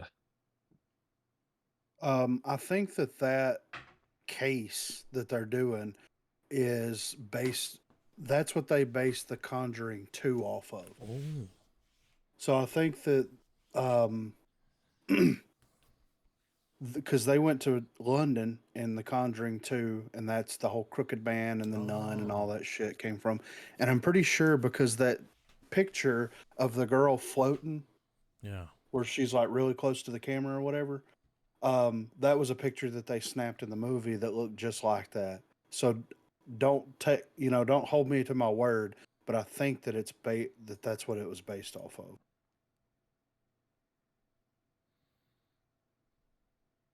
Hell yeah. So We're yeah. watching it something different, and I text you, Griffin, and I go, what the fuck, man? You lied. I'll be like, bruh, I'll is say it lying if I didn't know? you just send the Varg pic. Yeah. I'm like, got you. Hitting it. It just says that. Yeah. When No, but evil... I'm a sucker for those kind of movies though, where like not just poltergeist, but just those investigative things, you know. Yeah. Oh yeah. Not necessarily cold case, but you know. Oh yeah. When Evil Lurks trailer 2. Man, I don't even think we saw the first one. No. But So, I'm down. I mean, this guy made some unhealthy choices. yeah, he don't look good. Fentanyl. All right, 3, 2, 1, play. My surprises though, Ooh. that last one did. Haven't seen a Rapid trailer in a minute. Ada. Go get your sheep. Go get your sheep.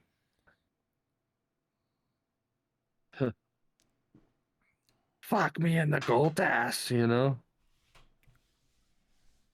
The fuck's happening here? The sequel to Lamb, bro.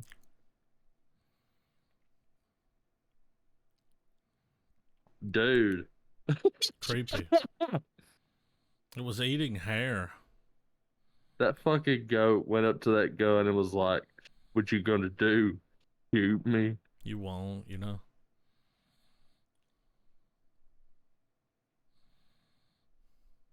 Mm-hmm.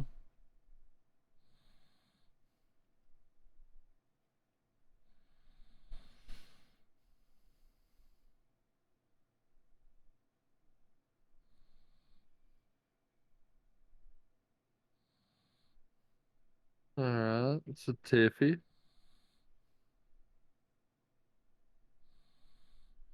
So foreign. Bet it's a Wendigo. Or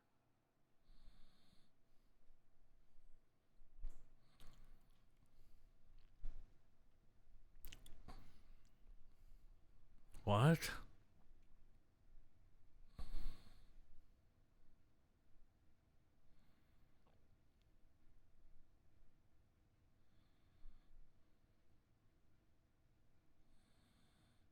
ugh. Keep it driving, homie. What the fuck is happening? There's a lot of weirdness Things are going on turning there.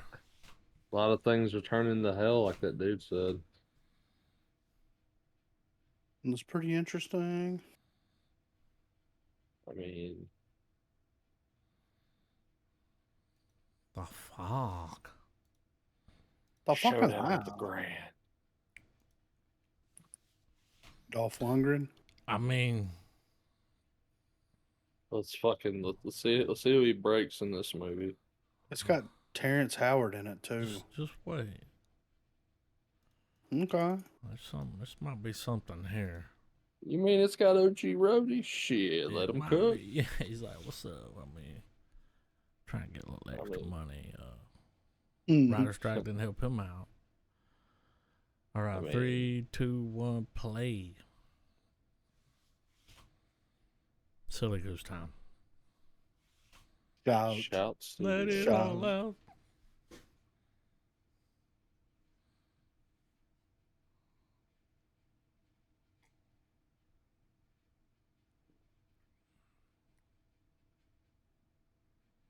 Mm.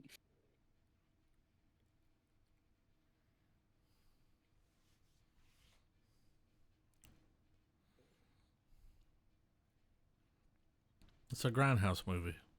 I love the campiness. Can't do it.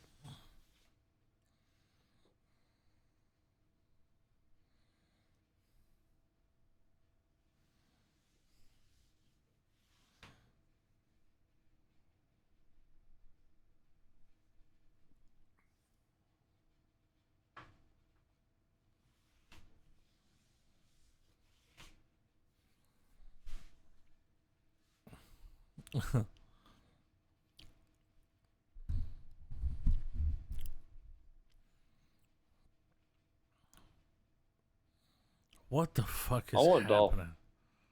I want Dolph Lundgren to do a serious take on Samurai Cop.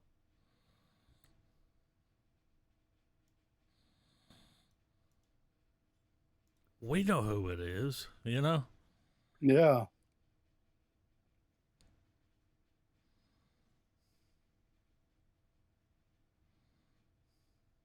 Hmm.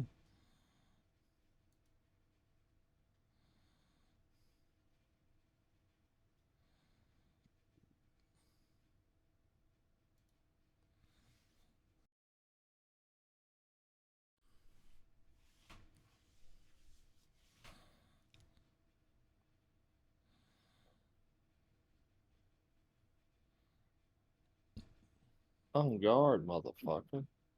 That's And an all that. interesting idea. It's a grindhouse theater that's turns into a real life grindhouse scenario. Movie, yeah. Yeah. Yeah, it's It a pretty looks cool poster. self-aware, and I'm always down for that. I dropped a poster there at the bottom. It's a link, but cool poster.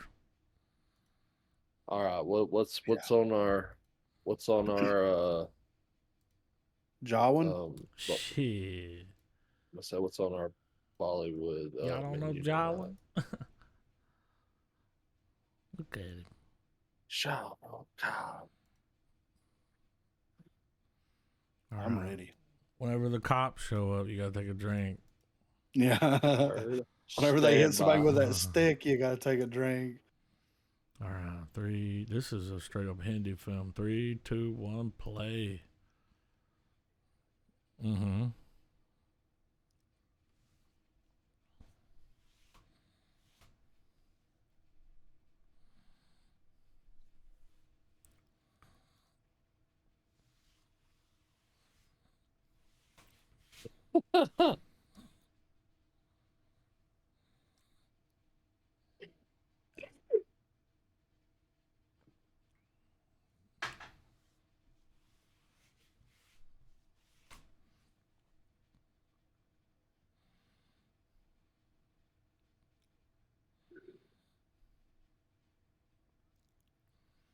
Up. Drink up, boys.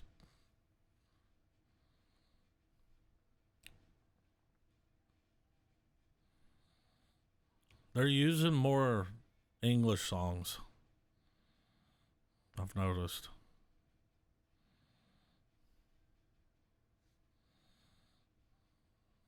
Tone shift.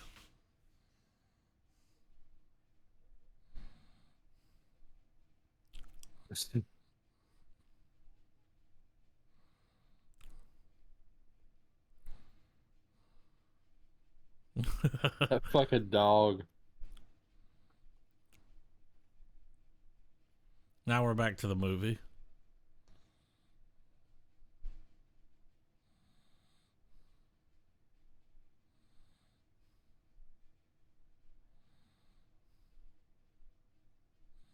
Mm-hmm.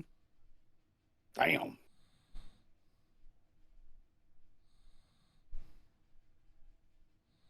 He's Iron Man.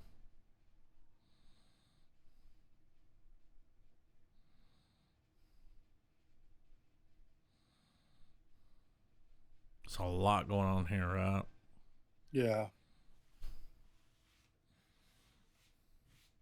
It's Gotta like a be 2-hour. 4-hour epic, dude. At least, come on. It's like a 2 or 3 hour long movie.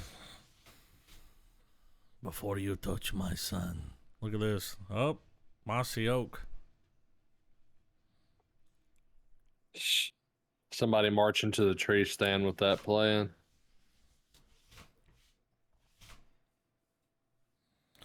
Have y'all noticed they're starting to make movies for the West? Yeah. A lot of Yeah. English, a lot of they're doing it. They know it's blowing up here. I mean, It's it a looks silly like goose time. it looks like a Fast and Furious movie, Mm-hmm. but with less family. Yeah. Less family and more violence.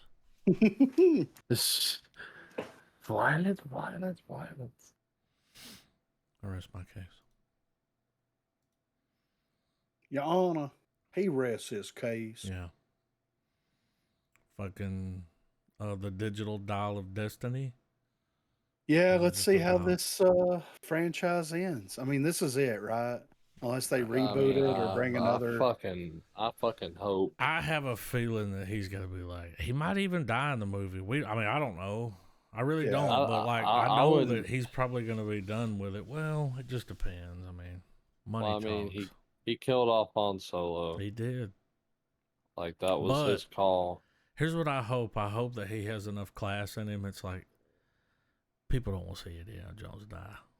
Yeah. Like I just want to be done. Let's not kill.